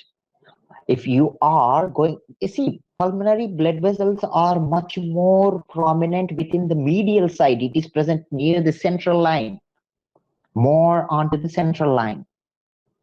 And these pleural markings are present more onto the lateral side. They are more in the periphery. So there is technically no need to confuse here. Pleural vessels are present in the medial side here, very close to the midline. But here, this line is very much more onto the lateral side. It is in the periphery. No need to confuse. But generally, even if you cannot find out the middle layer or the upper lobe and the middle lobe, that's yeah. Just wait. We haven't come down to the oblique fissure yet. I will talk, Jerry. Wait. Okay. See, that's the line. Now, pulmonary vasculature. We will complete this, and then we will complete the fissures and then come back to the then we will come back to the pulmonary vessels. Okay, now you look here, the fissures. Generally there is another fissure which is actually called as the major fissure. Okay, the major fissure is actually also appears as a white line or a thick line made with a point of a sharpened pencil. Okay, it looks like a very, very white thick white line, and actually these fissures demarcate the upper and lower lobes on the left and upper, middle and lower lobes on the right. There are 3 lobes in the right lung and there are 2 lobes in the left lung. Okay, how do we do it? You see here in the lateral radiograph, what we actually see here, you see here a very thin line that is actually starting from the T5 vertebrae and going closely and going diagonally down and getting and meeting up with the diaphragm. So this one is the major fissure on the left side. See here, this one. And this one is the right major fissure. Okay, this one is the right major fissure, this one is the left major fissure. So now you see here that is the oblique fissure and they are technically visible only on the lateral radiograph. Okay, as simple as that. And they start at the 5th thoracic vertebrae and to contact the diaphragm and 0 to 3 centimeters behind the anterior costophrenic angle. This is the anterior costophrenic angle. See, and they meet along this place. So passing through the hilum. So this is the oblique fissure. So the major fissure and the minor fissures are the one that actually divides the lungs down according to their lobes. So now, speaking of which, if I say this is the left lung, if I'm looking at this part above the oblique fissure, which means to say I am looking at the left upper lobe, yes or no? Now let us say there is an opacity that is present here. There is a very small, bigger mass that is present down here. Can I conveniently say that the mass is present down in the left upper lobe? Yes or no? As simple as that. Okay, now let us say I am looking at a opacity here, which obviously means to say I am looking at the mass that is present down in the left lower lobe. Simple. Or let us say, you see here, this is the horizontal fissure that is present down here, this one, here in this image. If I say, if I'm looking at an opacity that is present down here, can I conveniently say I am looking at a mass that is present in the right upper lobe? Yes or no? Simple. And the same way, if I'm looking at a mass that is present down here, I can conveniently say I am looking at the right lower lobe. But there will be a little of concept that you should be understanding here when you're talking about the right middle lobes. I will come about that one later on, but first remember the major fissure and the minor fissures are the one that demarcates the upper and lower lobes of the lungs. Where you have got 2 lobes on the lungs, the major fissure divides the left upper lobe and the lower lobe, whereas the horizontal fissure divides the upper and middle lobes, whereas the oblique fissure divides between the middle and lower lobes. That's it. Okay, simple as that. And remember, don't ever forget this normal anatomy. The left lung has got 2 lobes, upper and lower lobes, which are divided by the visceral pleural layer, which is also causing the shadow of the major or the oblique fissure. Then the right upper lobe and the middle lobe are divided down by a horizontal line, which is also a part of the parietal pleural layer, which is called as the horizontal fissure or the minor fissure. Then the oblique fissure on the right side is the upper and the lower lobes, which actually is not visible on the PA radiograph. Okay, see here, that's it. Oblique fissure, right? The thin line that is actually being formed. So next, when a fissure contains a fluid or develops fibrosis from a chronic processes, it will become thickened. So that's what I was talking about the situation before. And now thickening of the fissures by a fluid is almost associated with other signs of the fluid in the chest. Now, before Shabib was talking about, there is a condition called as pulmonary edema. Pulmonary edema is nothing but the pulmonary venous congestion or the pulmonary arterial congestions, where there will be a fluid diffusion that is happening among the pulmonary blood vessels. Yes or no? there is an escape of the fluid. The blood is divided down into the plasma and the serum and the blood clots, okay, settling down on the blood, okay, simple uh, hemodynamics. When we are talking about that, during the processation called as a congestion, there will be escape of a fluid from the pulmonary vessels at the end arterioles or at the end capillaries. There will be a diffusion or the secretions of the plasma during in condition. That is the process of edema, right? Pathophysiology that is behind the edema. During the process of congestion, there will be escape of fluid, which is called as edema. And if this edematic fluid release is actually happening within the lungs, it is called as pulmonary edema. Sodaf, I can't help you. I think you have to go out of the group and come back. Okay? Man, somebody please help her. I'm not really so sure. Can all others listen to me? Is my voice clear and loud for everybody else? Yes? Okay. Right. Okay. We were talking about pulmonary edema. We were talking about pulmonary edema where there will be congestion of the end arterioles and there will be escape of the fluid within the pleural and parietal layers because the blood vessels are also passing down, lymphatics are also passing down from the visceral and parietal layers, right?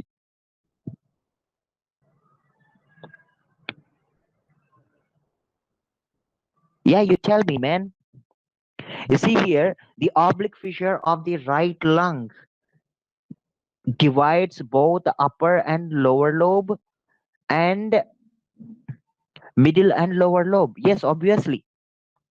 See, upper and lower lobe, yes, it is also done. I will tell you, okay, when we will cover this thing more about the fissures in CT, okay, because they are much more and clearly defined on the CT. Okay, I will tell you the answer to that, Jerry. Wait, okay, the answer is correct there, both B and C. Okay, okay, just wait. Okay, we will talk about that. We'll talk about that. We'll cover that more in CT. Okay, just wait. Right. Because the next part itself is the CT anatomy of the lungs. Okay, we will talk about that there. Okay, just wait. Right. So now you see here, whenever there is a fluid that is being escaped in a condition called as pulmonary edema, they will form, they will cause thickening of the pulmonary vessels that are present and running within these layers, and they will form a lines called as Kerley-B lines. We will learn more about this, but what you actually see here, what actually happens in pulmonary edema, you see here, let us say there is a congestion that is happening along these areas.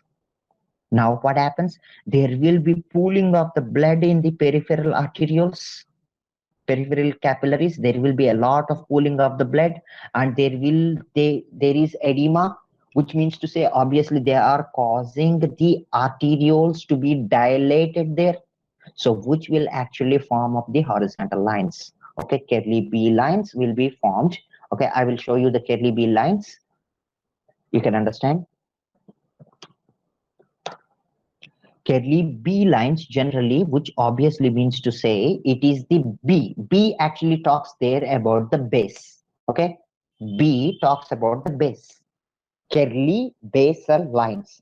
Okay, you see here in the image I have shown you, there are red arrows. There are red arrows that are being shown on the image, which obviously says there are red arrows. And then you see here in this image, you see here there is a thickened lines here, lines that are present, very thickened here, which is actually happening because of the pulmonary edema that is present along the hilum. and which will actually cause the peripheral pooling of the blood, which causes the end arterioles to get dilated.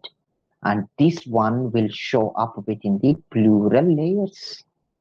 So, which are actually called as Kerley B lines. Okay, one of the most prominent feature. Don't ever forget, Kerley B lines are the characteristic features of a pulmonary edema on a radiograph. Okay, can everybody appreciate that? Was everybody able to appreciate that thing there?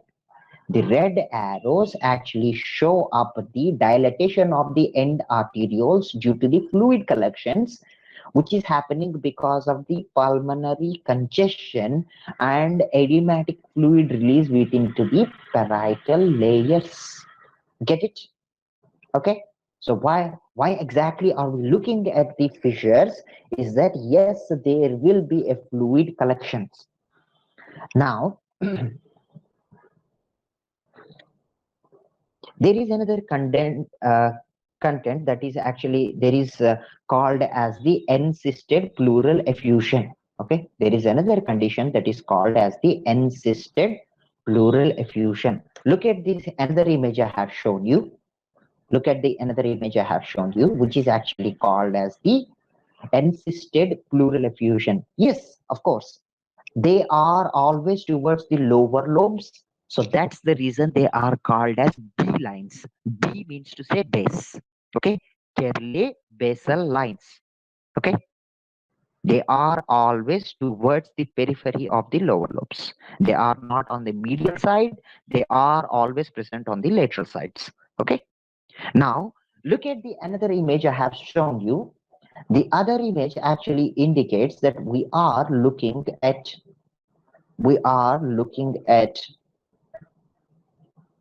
can everybody see that one here? Did everybody open up the other image? Okay, the other image actually says shows up there is another condition. Can you see here there is a white opacity? Okay, there is a white opacity that is present along the upper and the lower lobes of the lungs, and you see here there is a circular, well-defined mass-like structure that is present between the upper and the middle lobes. Yes or no? Which actually shows that there is a fluid collection that is actually happening within the minor fissure. Did you get it? This is not, okay, this is not a lung mass. Why can I say this is not a lung mass? Because if we look closely, it has got an angle that is present here. See this angle, and which is continuous with the horizontal line here, which obviously means to say this is happening within the fissures outside the lungs within the pleural space, but not within the lung fields.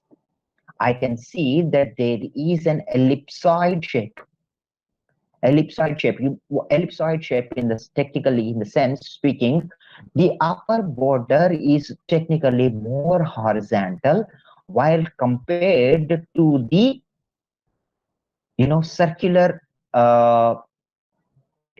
dependent lines on the lower side. Upper border is much more horizontal. See, let us say if you put some kind of a fluid within a balloon, the upper part of the balloon will be much more horizontal. If you try to put it down on a table, you see what actually if you try to hang up in the air, what actually happens is that they will actually attain a oval shape, they will attain an ellipsoid shape and moving towards the gravity, right? And that is what actually happening here. Any kind of a fluid collection between the horizontal fissure will look down as a well demarcated ellipsoid shape. So, and it will be continuous and it will be present at the location of the minor fissure itself. So by this I can understand it is not a lung mass, but it is nothing but a fluid collection between the upper lobe and the middle lobes and the lower lobes, which is actually happening because of the pleural effusion that is present within the parietal layers. Sorry, visceral and parietal layers. Did you understand? Benedict, was your answer clear here? Okay, can you appreciate that line right now? Okay, see, you look at the pathology now and later remember that area. Yes, that is the area you should be looking at the, horizontal fissure. So now remember, it is generally present between the fourth and fifth intercostal space. Now, whenever you find a normal radiograph, go down to that area between the fourth and fifth intercostal spaces and look very closely. Yes, you can find out that line. It is technically may not be visible, and yes, there is no need to confuse here. Okay, because you looked at a pathology right now, you try to look back into the normal. You can appreciate that line there. It is visible. Okay, Benedict, it is visible, right? Now that is what you should be knowing about the fissures of the lungs. Okay, then curly B lines are the lines that are present down on the peripheries of the lower lobes, which is actually happening within a condition called as pulmonary edema. And thickening of the fissures by the fibrosis is more likely to the cause if there is no other signs of fluid is present. Okay, thickening of the fissures is actually called as pulmonary or the pleural fibrosis. Okay, pulmonary fibrosis is happening within the pulmonary spaces, interstitial layers, but pleural fibrosis is nothing but the fibrosis happening within the pleura. Okay, so generally fibrosis may or may not have the fluid, but fluid can be present whenever there is a fibrosis. Okay, then you need not worry. The last one. Okay, let me go to the last again. I will go to the fissures and then I will complete off the fissures. Then we'll come and learn the CT. Okay, see here. Maybe we will do it on the CT too as well. But you see here, fissures. You see here. Okay. Sadaf, I can't help you.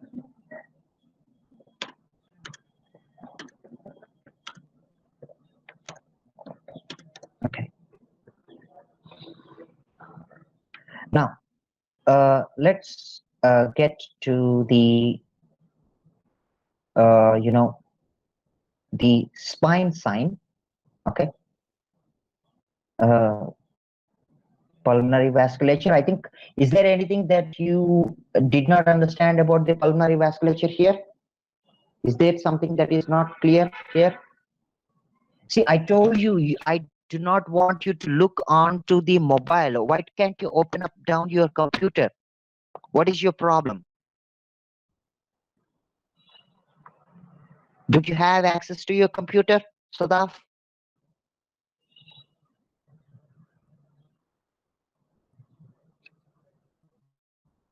Don't you have access to your computer? I have been warning from the first day, open up down your computers and look down into your computers. Shadab can see it.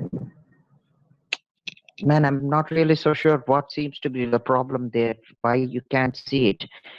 Where most of the people were able to see it, only some people were unable to see it. Okay.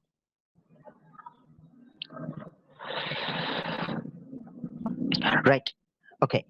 So did you understand everything within the pulmonary vasculature and other things, pulmonary hilum, are all those things clear for you?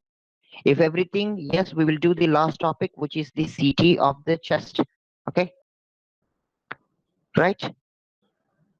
Now, I think, Jerry, your answer will be, your question will be answered here. Okay. Right. Now, simple logic here. Okay, I think even last time I told you that the frontal radiograph is present down, the person facing down towards the film of the x-ray, and the x-rays will be passed down from his back. So this is called as a posterior anterior view, which is the erect chest film. okay, chest film. And if it is being passed down from the end side of the body and one of the body that is present close to the X-ray film, so this one actually forms the lateral radiograph. So this is the technique that one happens. So first we have already done about the lateral radiograph and the chest radiograph. Okay, now we will talk about a little bit of CT. Okay, we will talk about a little bit of CT and then we will come back. Now, before we try to understand the CT, there is one thing that you have to understand. The things actually what you need is we are going to look at the lobes of the lungs, and then we will be looking at the the more details on the lobes of the lungs and the normal visibilities and markings are technically there in your practical slides. Yes, you can get more information, but since we are have a limited time here, so I am covering up the other parts. Okay, let me see here. Now you remember, before try to understand down to the CT, there need to be a very, very clear understanding about the anatomy of the bronchus, anatomy of the lungs. Okay. First, you actually understand there is one trachea, and the trachea is present down in the center. Remember, the trachea is present in the center. Trachea cannot be present on the right side or the left side. They should be present in the center. Trachea is always central in position. Any deviation of the trachea onto the right side or the left side, or technically speaking, deviation of the trachea to the contralateral side or the ipsilateral side will be present in case of pathology. So if you see there is a deviation of the trachea from the central line, you have to think that there is a pathology that might be present. I will tell you more about that. First, I told you before, if there is a contralateral tracheal deviation, it is happening a condition called as pleural effusion. Yes or no? Before we were saying if the trachea has been pushed onto the opposite side, it might be happening because of the pleural effusion present on the other side. Okay, let us say if the trachea is deviated down onto the right side, which means to say there is pleural effusion that is present on the left side. Simple, right?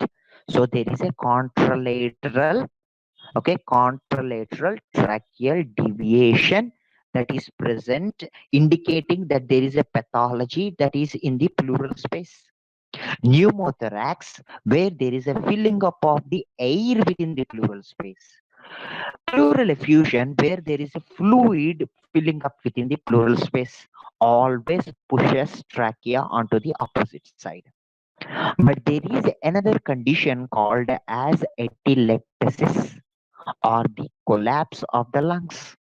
Atelectasis and collapse of the lungs pulls the trachea towards the same side. So ipsilateral tracheal deviation happens in conditions like lung collapse and atelectasis. Benedict, was your answer clear before? You were talking about a condition called as atelectasis when we were talking about the Pulmonary Highland. The answer here is ipsilateral tracheal deviation. Pulling of the trachea towards the same side happens in a condition called as atelectasis and lung collapse. Deviation of the trachea to the opposite side happens in condition where there is a filling up within the pleural spaces. The conditions are pleural effusions and pneumothorax. Did you get it? Pleural effusion and pneumothorax causes contralateral or the opposite side tracheal deviation.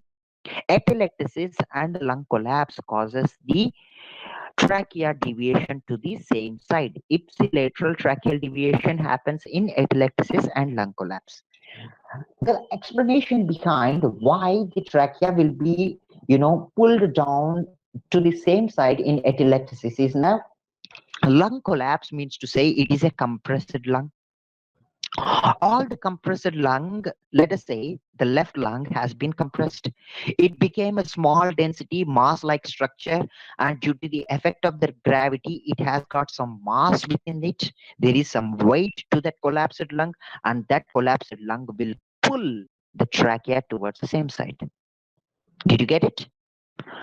Tracheal deviation onto the contralateral side, it is pushing it from the other side. Pleural space has got filled up with fluid, and that fluid builds up the pressure within the lung, and that one will completely move outside. So contralateral tracheal deviation is happening in pneumothorax and pleural effusion, which means to say there is a problem that is present in the pleural space. But let us say atelectasis or the lung compression, let us say a lower lobe bronchus is completely compressed, and it is pulling all the way, pulling from this part, every connections are there within the lung, and all those connections are being pulled together where the collapse is present. So which eventually pulls the left main bronchus, and which also eventually pulls the trachea towards the same side. So ipsilateral tracheal deviation is happening within the pleural, atelectasis and the collapses of the lungs. Contralateral tracheal deviation happens in pleural effusions and pneumothorax. Otherwise, the trachea is always present central in position. It is always central, and it looks like as a black area. Okay, the angle present between the right main bronchus and the left main bronchus is called as the Quirinal Angle, which is present at the level of T4 to T5 thoracic vertebrae. Right, T4 to T5 thoracic vertebrae, which is also called as the tracheal bifurcation. Tracheal bifurcation means to say trachea is divided down into the right main bronchus and the left main bronchus. The angle that is present is 90 to 110 degrees. Any increase in the angle of the carina suggests that there is a problem that is present down in the left pulmonary artery, which is also called as splaying. Okay, that's it. As simple as that. That is what you have to understand. So whenever you try to look at the radiograph, the first thing what you need to do is that you need to also check if the trachea is present in the center, then also look at the carinal angle, and then correlate it with the other features. If there is a deviation, see if it is a contralateral deviation or an ipsilateral deviation. Look for both the pleural layers and the atelectic signs to indicate what kind of deviation it is there. Then look for the carinal angle. Then you see that is the where you are looking at the V-shaped right pulmonary hilum and a comma-shaped left pulmonary hilum. That's it. Next, the next step, what we are actually going to do here, also look at the primary bronchi. Now, the primary bronchi is the right main bronchus and the left main bronchus. So right bronchus is a little bit wider and 2.5 centimeters as opposed to 5 centimeters, and branches from the trachea at a greater angle. Right main bronchus is more vertical and more wider. Simple. Then each primary bronchus divides itself down into the secondary bronchus onto each lobe of the lung, which actually forms down into the 3 in the right and 2 in the left, which obviously means to say there are 3 secondary bronchi in the right lung supplied to the each lobe of the lung: right upper lobar bronchus, right middle lobar bronchus, and the right lower lobar bronchus.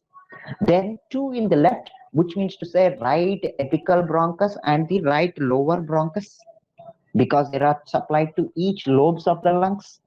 Right, primary bronchi are dividing down the trachea as the right main bronchus supplied to the right lung and the left lung first. Then the secondary bronchus are the one that are dividing down itself down into the each lobes, whereas the 3 in the right upper lobe, right middle lobar bronchus, and the right lower lobar bronchus. Then 2 in the left, right apical lobar bronchus and the left lower lobar bronchus.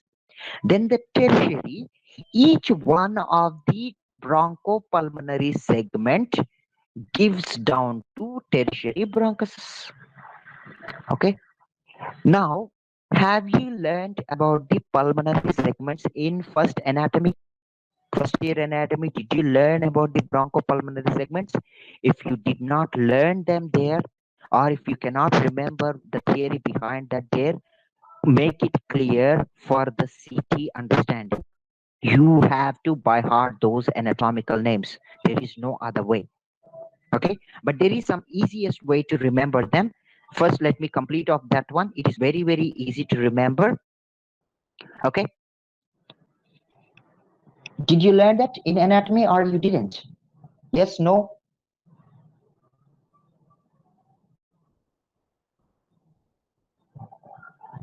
Please reply. Did you learn about the bronchopulmonary segments before?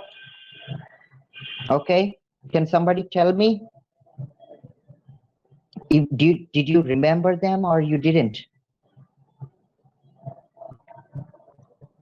You didn't remember. Okay, it is not difficult, very easy to remember. Just wait, let me connect that one for you. Oh my god.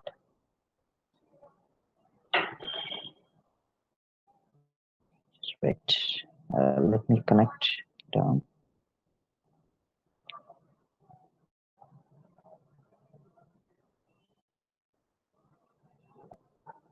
This is the last topic for today, and we can get it, and we are done with the class.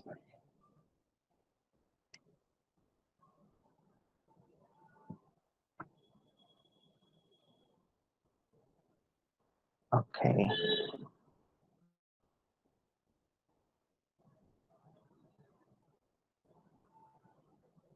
So,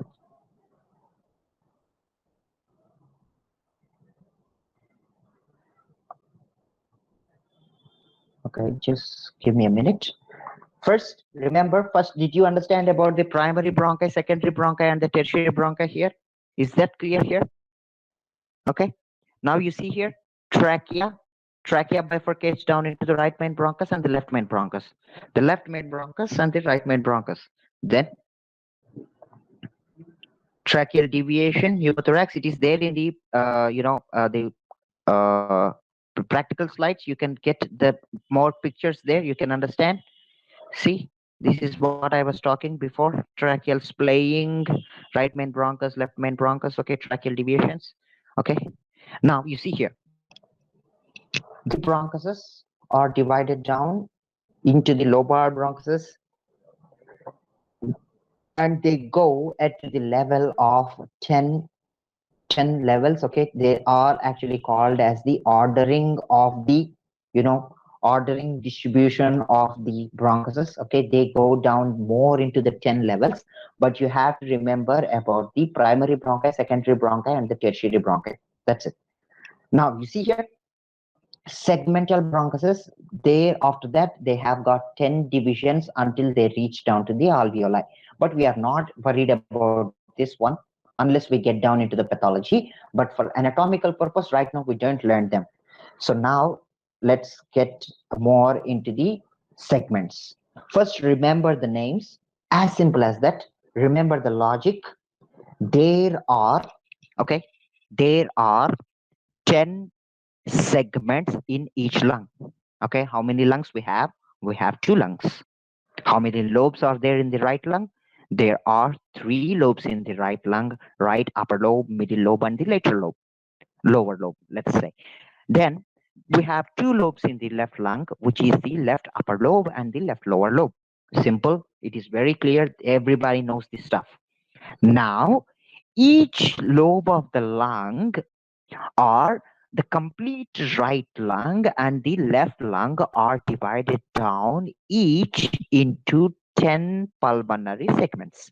First, remember it that way. Okay, they are divided down into 10 pulmonary segments each. Okay, so each lung has got 10 pulmonary segments. Now let's try to remember the names first, and then we will look at their positions. First, look at this image very, very carefully. The upper lobe of the lung has got 3 pulmonary segments. Okay.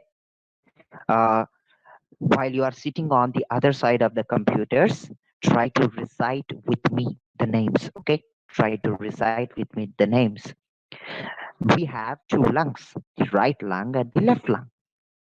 We have the one trachea which divides down as the right main bronchus and the left main bronchus. And each main bronchus divides down itself into the secondary bronchuses, which supplies down to the each lobe of the lung. Then right lung has got three lobes. It is the right upper lobe, right middle lobe, and the right lower lobe. The left side has got two lobes, the right upper lobe and the left lower lobe.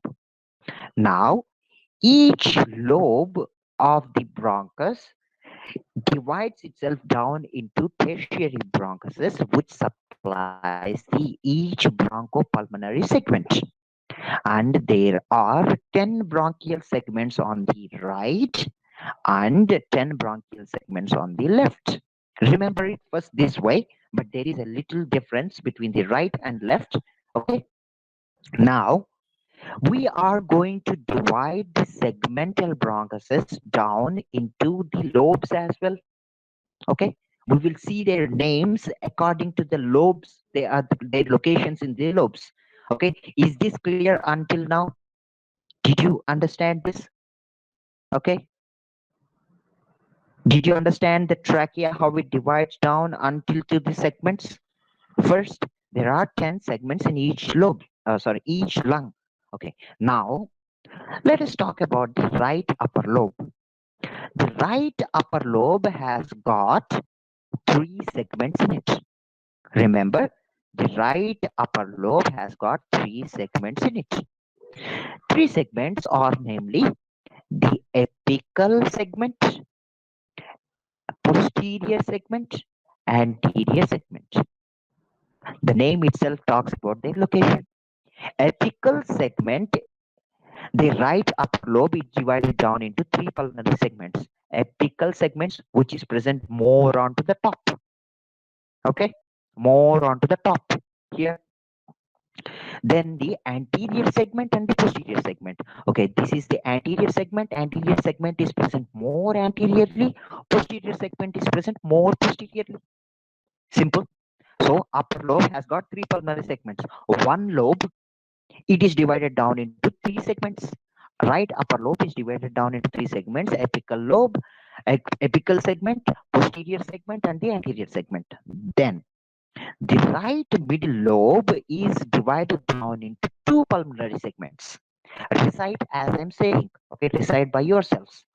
The right middle lobe is divided down into the two pulmonary segments: lateral pulmonary segment and the medial pulmonary segment.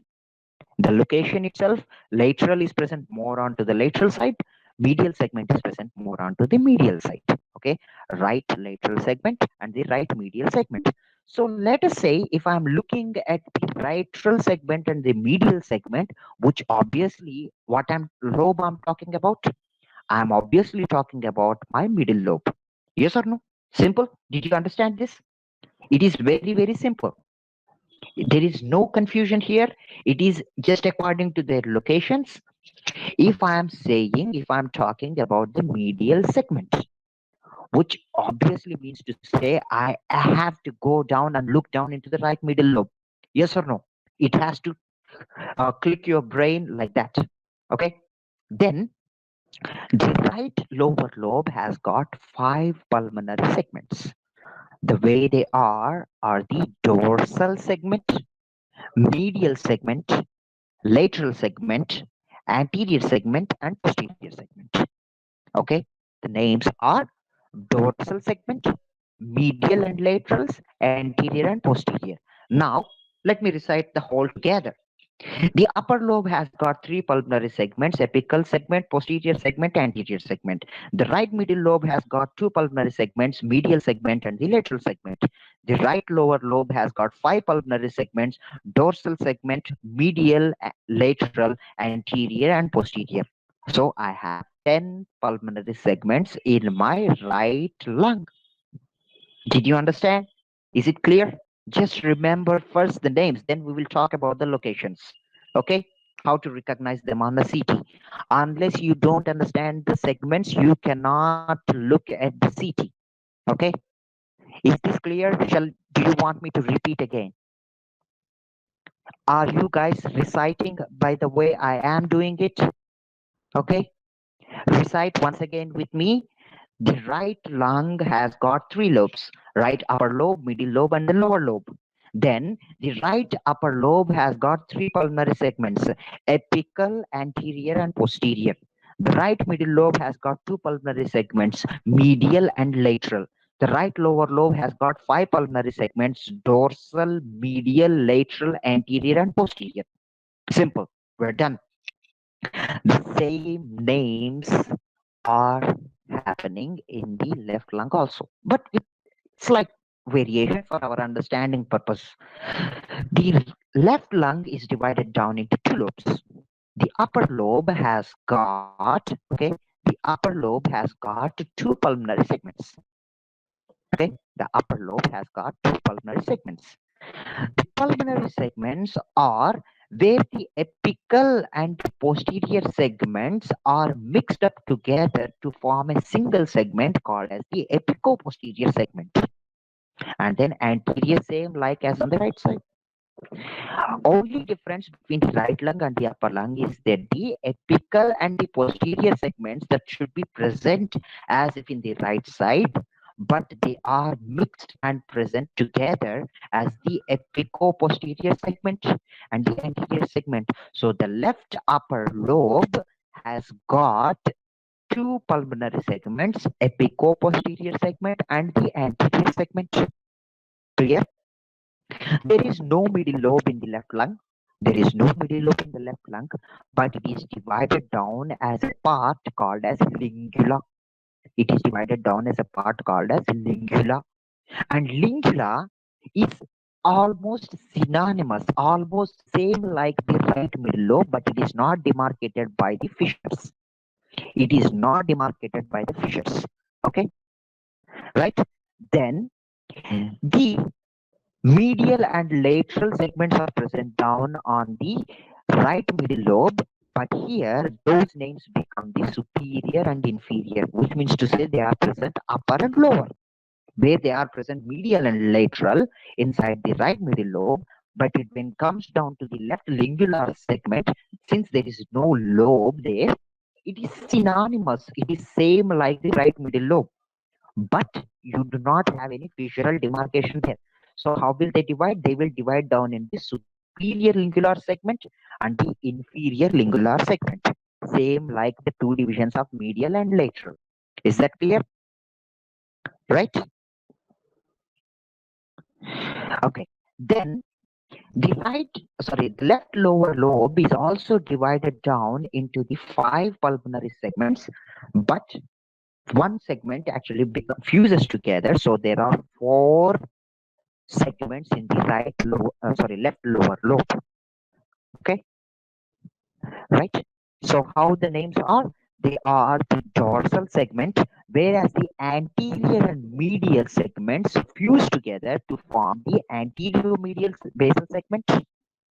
Okay, since they are present in the base, they are present in the lower lobe, so we call them as basal segments.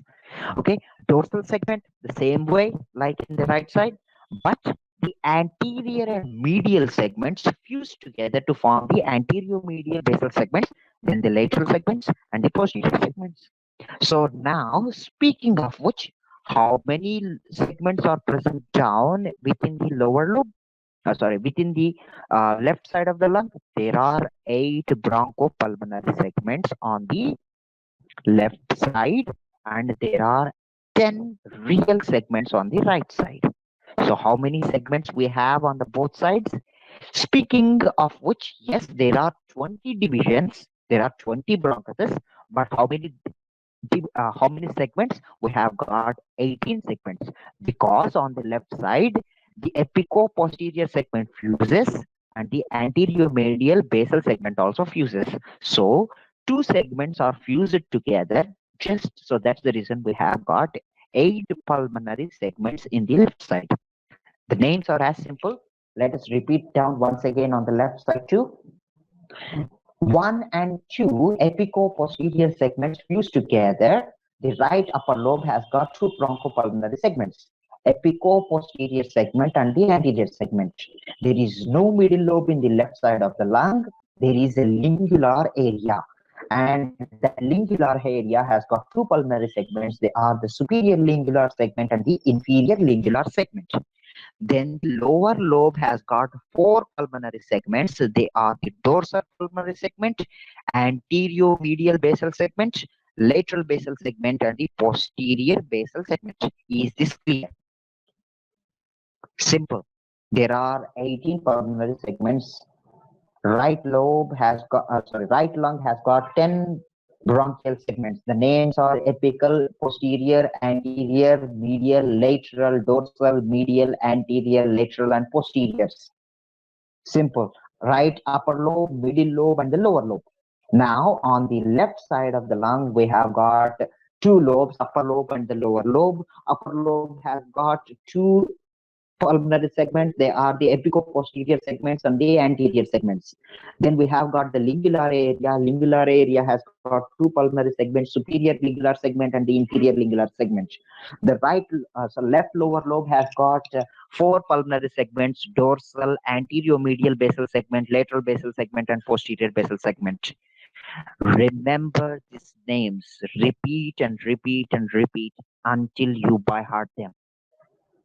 If you do not understand, you do not understand CT, and you do not understand where the level I am looking at. This is always necessary. Now let us practice them.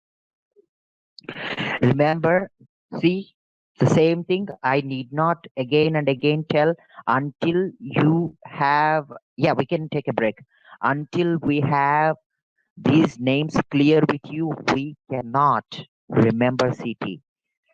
Try as hard as you can.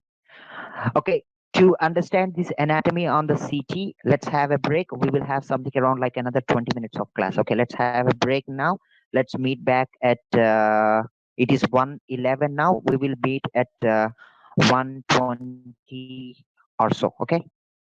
Right?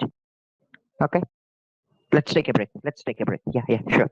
Okay, I will mute down. I will not close it, but we'll come back. We'll complete the CT and we are done with the class today. Okay, right. I can understand, Clara. I can understand. It is difficult.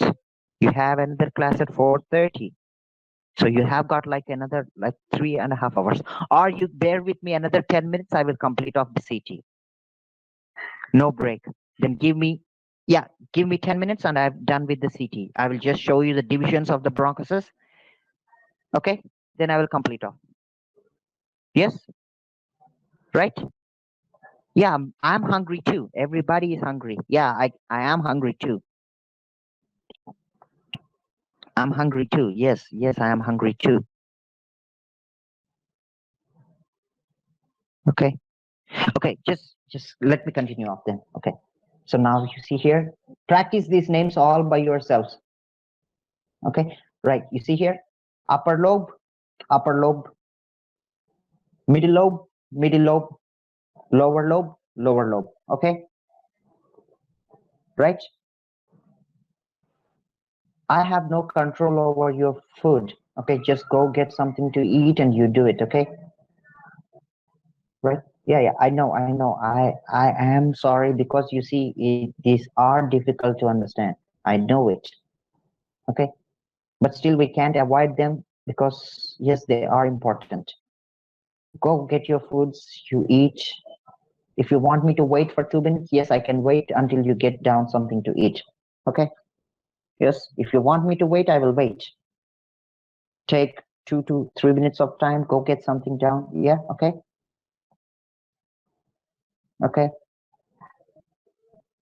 Now you see here, these are the lobes too. Okay, these are the lobes too. Okay, upper zone, middle zone, and lower zones. You see here. Then you see these are the fissures, right? These are the fissures, major fissure and the minor fissure, right? Okay, look down. Then here we have got the horizontal fissure. Okay, horizontal fissure and then the oblique fissure. Okay, same like this. Right. Now,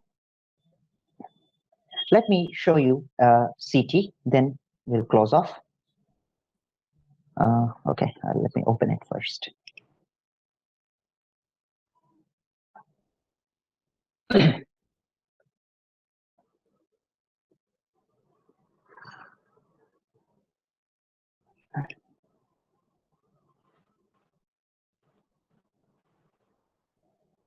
Okay. I think I have it. Where is it? It's here.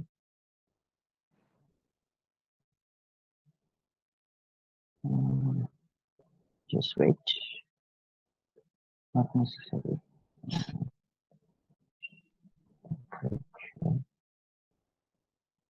Okay. Everybody see it? See the desktop? Can everybody see it?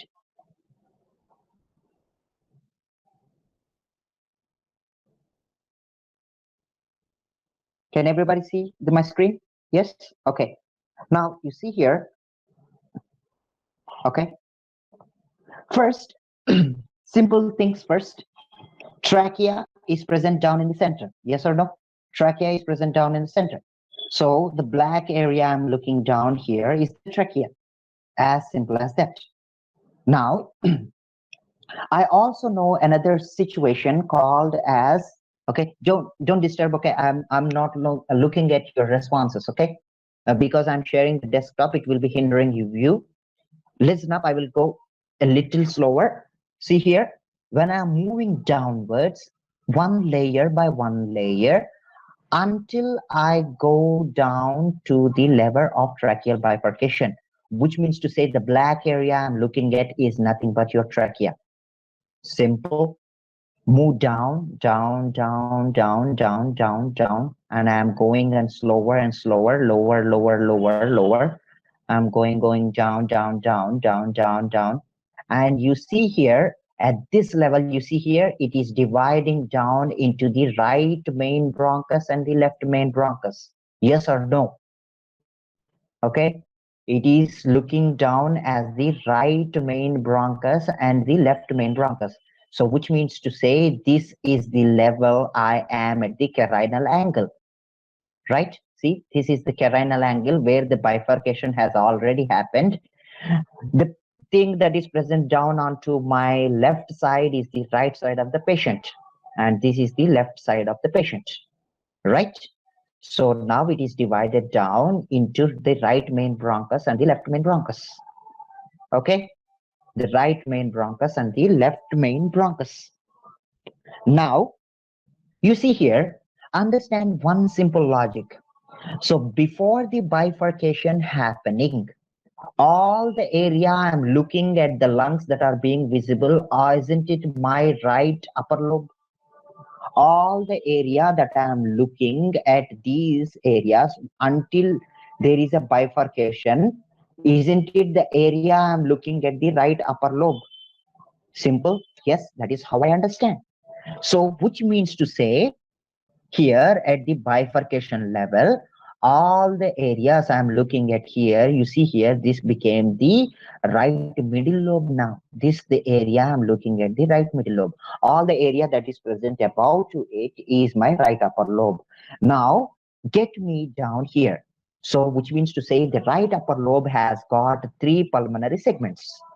The three pulmonary segments, what are the three pulmonary segments? Anterior, apical, and posterior. So apical, you see here, this is the apical segment I'm looking at. This is the apical segment. Then I'm going a little bit lower, so it becomes the anterior segment and the posterior segment. Get it? Anterior segment and the posterior segment. Now you see here, if I zoom in a little bit, okay, if I'm zooming in a little bit, you see here, there is a very thin line here. There is a very thin line on the left side, which means to say all the lobes that are present down here are your apico-posterior segment and the anterior segment. See here, did you look here? This thin line is the oblique fissure that have been started. Okay, oblique fissure that has been started. And you also look down onto the right side also. When we are moving closer and closer and closer, there will be a line that is being shown up. See here, this line here. So this is the oblique fissure that I'm looking at. So which means to say I am looking at the anterior and posterior segments. Okay. Above this is the apical segment. So I'm looking at the apical segment here, where there is only single tracheal shadow. But where I can see the oblique fissure line, see, same like this oblique fissure line. So which means to say I'm looking at the anterior posterior segments of the right upper lobe. Simple. Then you see here there are two lobe bronchuses that are being deviated here. When I'm going down, you see here this became the middle lobar bronchus. Now middle lobar bronchus is dividing down into which way? It is dividing down into the medial and lateral. So medial is present towards the heart, lateral is present towards the periphery. So I am looking at the medial pulmonary segment and the lateral pulmonary segment. Simple. When I'm moving much more down, see, when I'm moving much more down, it became the lower lobar bronchus. It became the lower lobar bronchus, which means to say all the areas that I'm looking at here is the lower lobes, right? So it has got how many segments? It has got 5 segments. How? So what are they? Dorsal, upper, see here, this just before it starting. So dorsal, anterior, posterior, see anterior, posterior, then medial and lateral. See medial and lateral. That's it. I'm done. That's it. What, as simple as that? How can I recognize which level I'm looking at? See, let me come back once again. Trachea. Okay. If I'm looking at the trachea, a single trachea, so which means to say I'm looking at the apical segment. A little bit lower when I'm going just a little bit, where I can see a thin demarcation line, which means to say I'm looking at the oblique fissure. Now the oblique fissure, which means to say I'm looking at the anterior segment and the posterior segment. So you see here anterior segment and the posterior segment. Just above it is nothing but your apical segment. I don't know if I have the MPR view here or not. I don't know. Let me see here. Another angle, I don't know.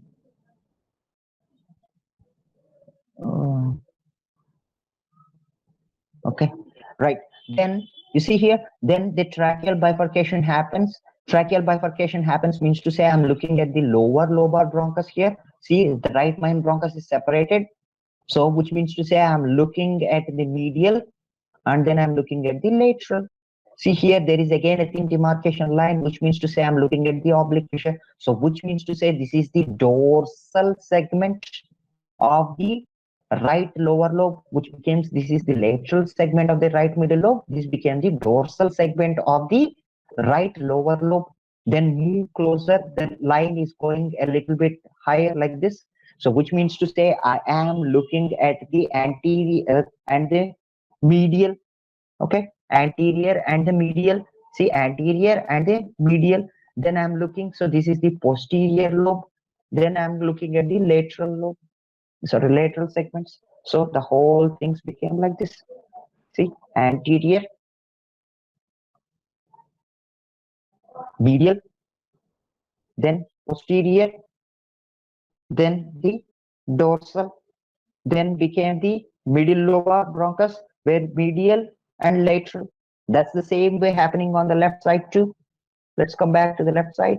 So I'm looking at the apical. There is no posterior, sorry, there is no 3 segments on the left side. There are only apico-posterior segments. See, apico-posterior segments, and then this became the anterior segment because there is oblique line here. So apico-posterior segments and the anterior segment. This is the apico-posterior segment, and this is the anterior segment because I can see the line here. So which means to say I'm looking at here is the dorsal segment of the lower lobe. Then you see here when I'm moving closer, the left main bronchus divides itself down into lingular area. lingual area has got two segments, which means to say inferior and superior. So which means to say this is the superior and this is the inferior segments. Then the lower lobe divides down itself down into four pulmonary segments. The dorsal, okay, since I'm looking at here is the dorsal. Then a little bit lower, if I'm getting down into the anterior medial segment, okay, anterior medial segment, then the posterior segment, and then the lateral segments. Anterior posterior segments and the lateral segments. That's it. Simple.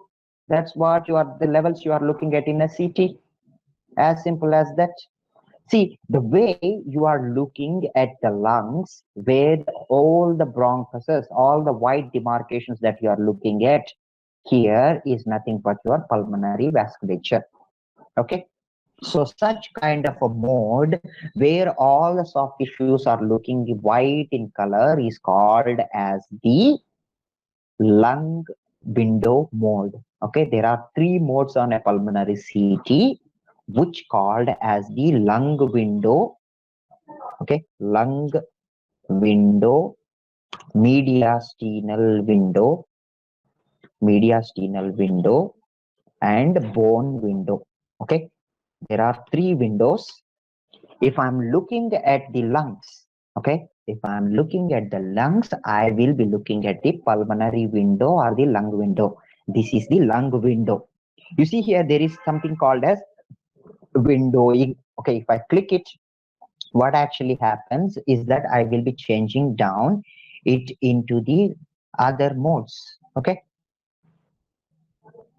See, I will be reducing my contrast, and here I am looking at the pulmonary window, mediastinal window, where the soft tissues will be looking down as, you see, all the soft tissues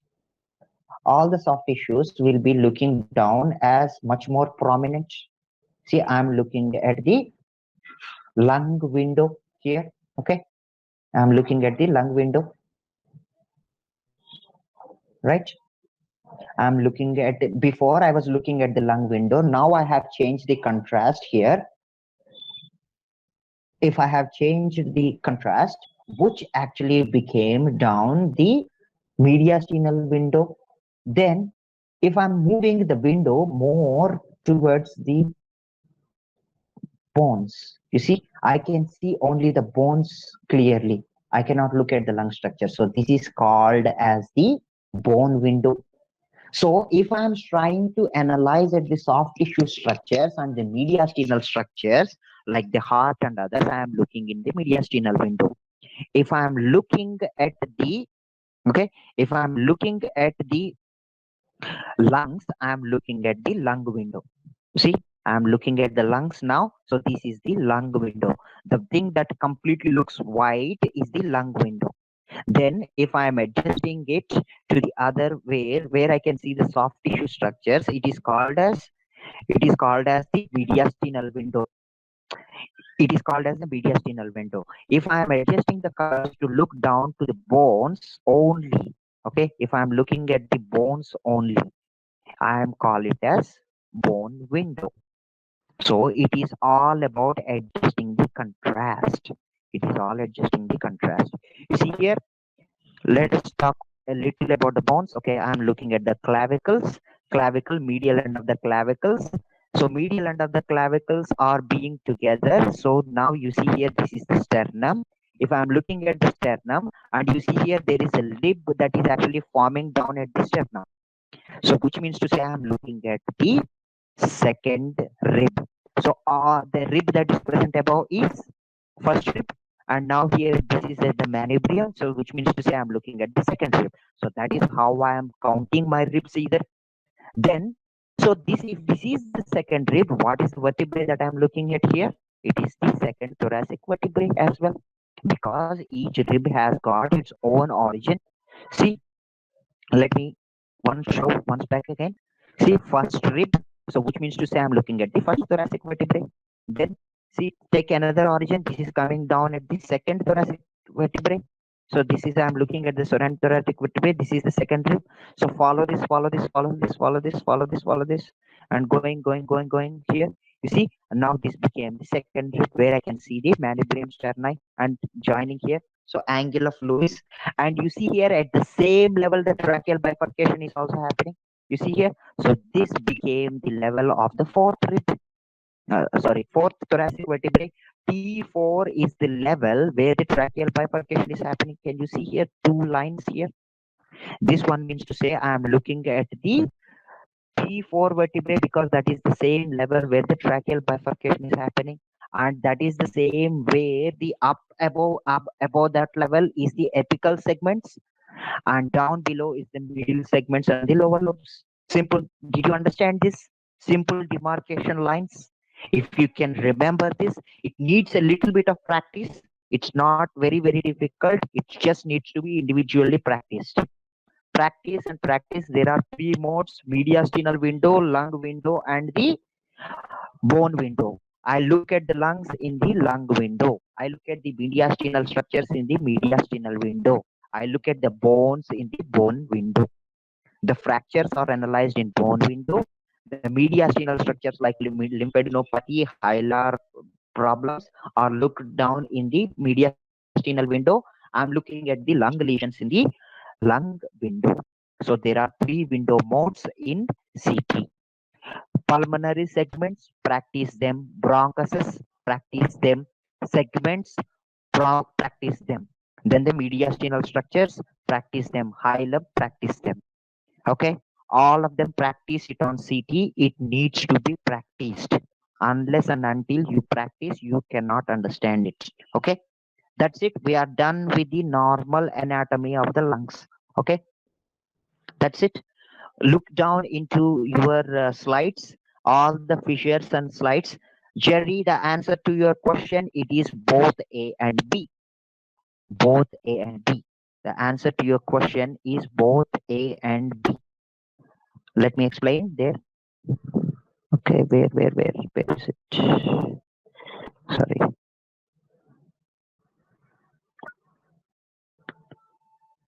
Jerry, can you send me that screenshot once again? I cannot see.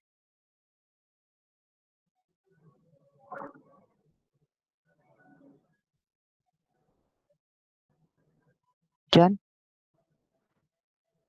Okay, then leave off. I think Jerry is not here. I don't know if he's there, not there.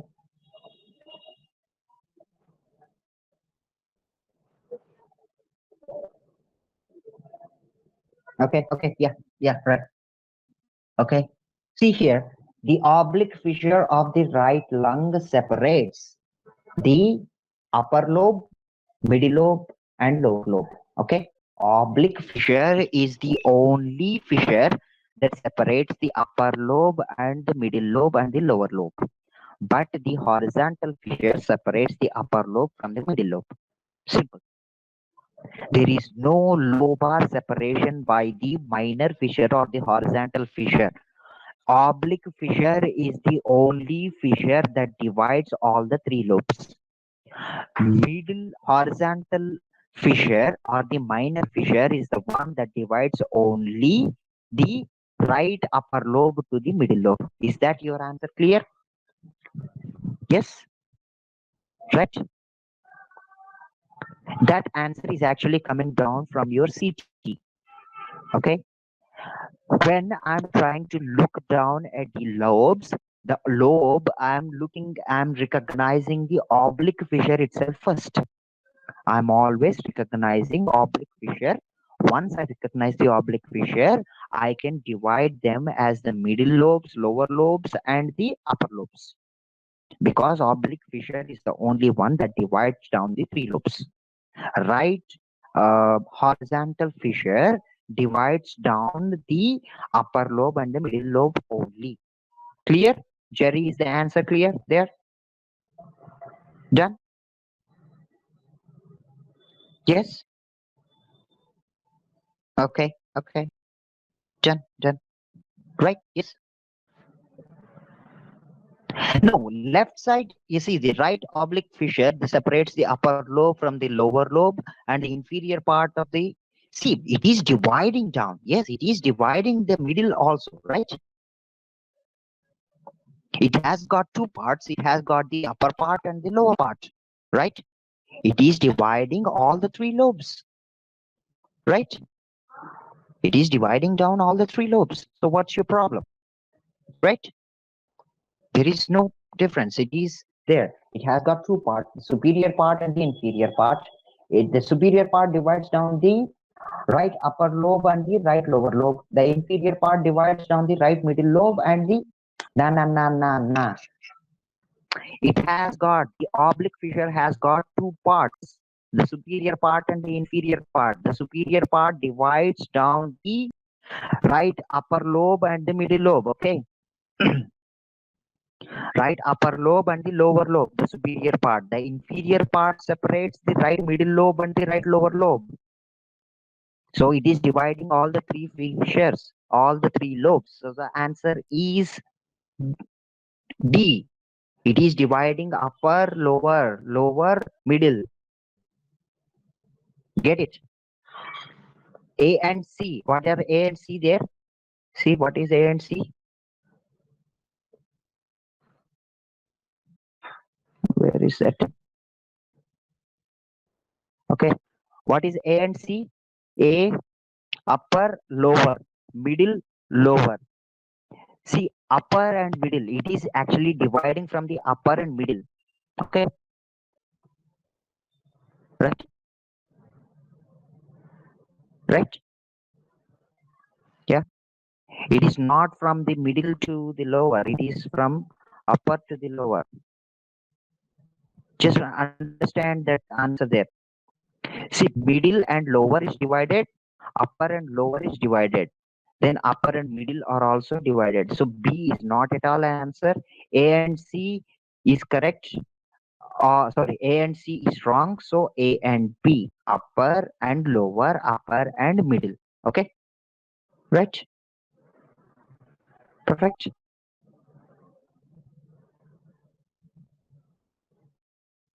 Yeah. The answer is both A and B. Okay, both A and B. Okay, answer is both A and E. You marked D. The answer is not both A and C. The answer is A and E. Okay, right. That's it. So I think we are done with the class. Practice CT. We are done with the normal pulmonary anatomy. Then we have cardiac anatomy tomorrow morning at 10. Once we are done with it, we're going to start with the opacities of the hemothorax. Okay, right. Cardiac anatomy is very simple. We can cover it very fast. We are done with CT and normal pulmonary anatomy, right? No questions? Is the class clear? Practice CT. When you get back, practice the CT from the complete practical slides. Okay, that's it. It is marked, it is labeled. Don't worry. So read it and come back tomorrow so that you can understand cardiac anatomy well as. Okay, right. Okay, bye.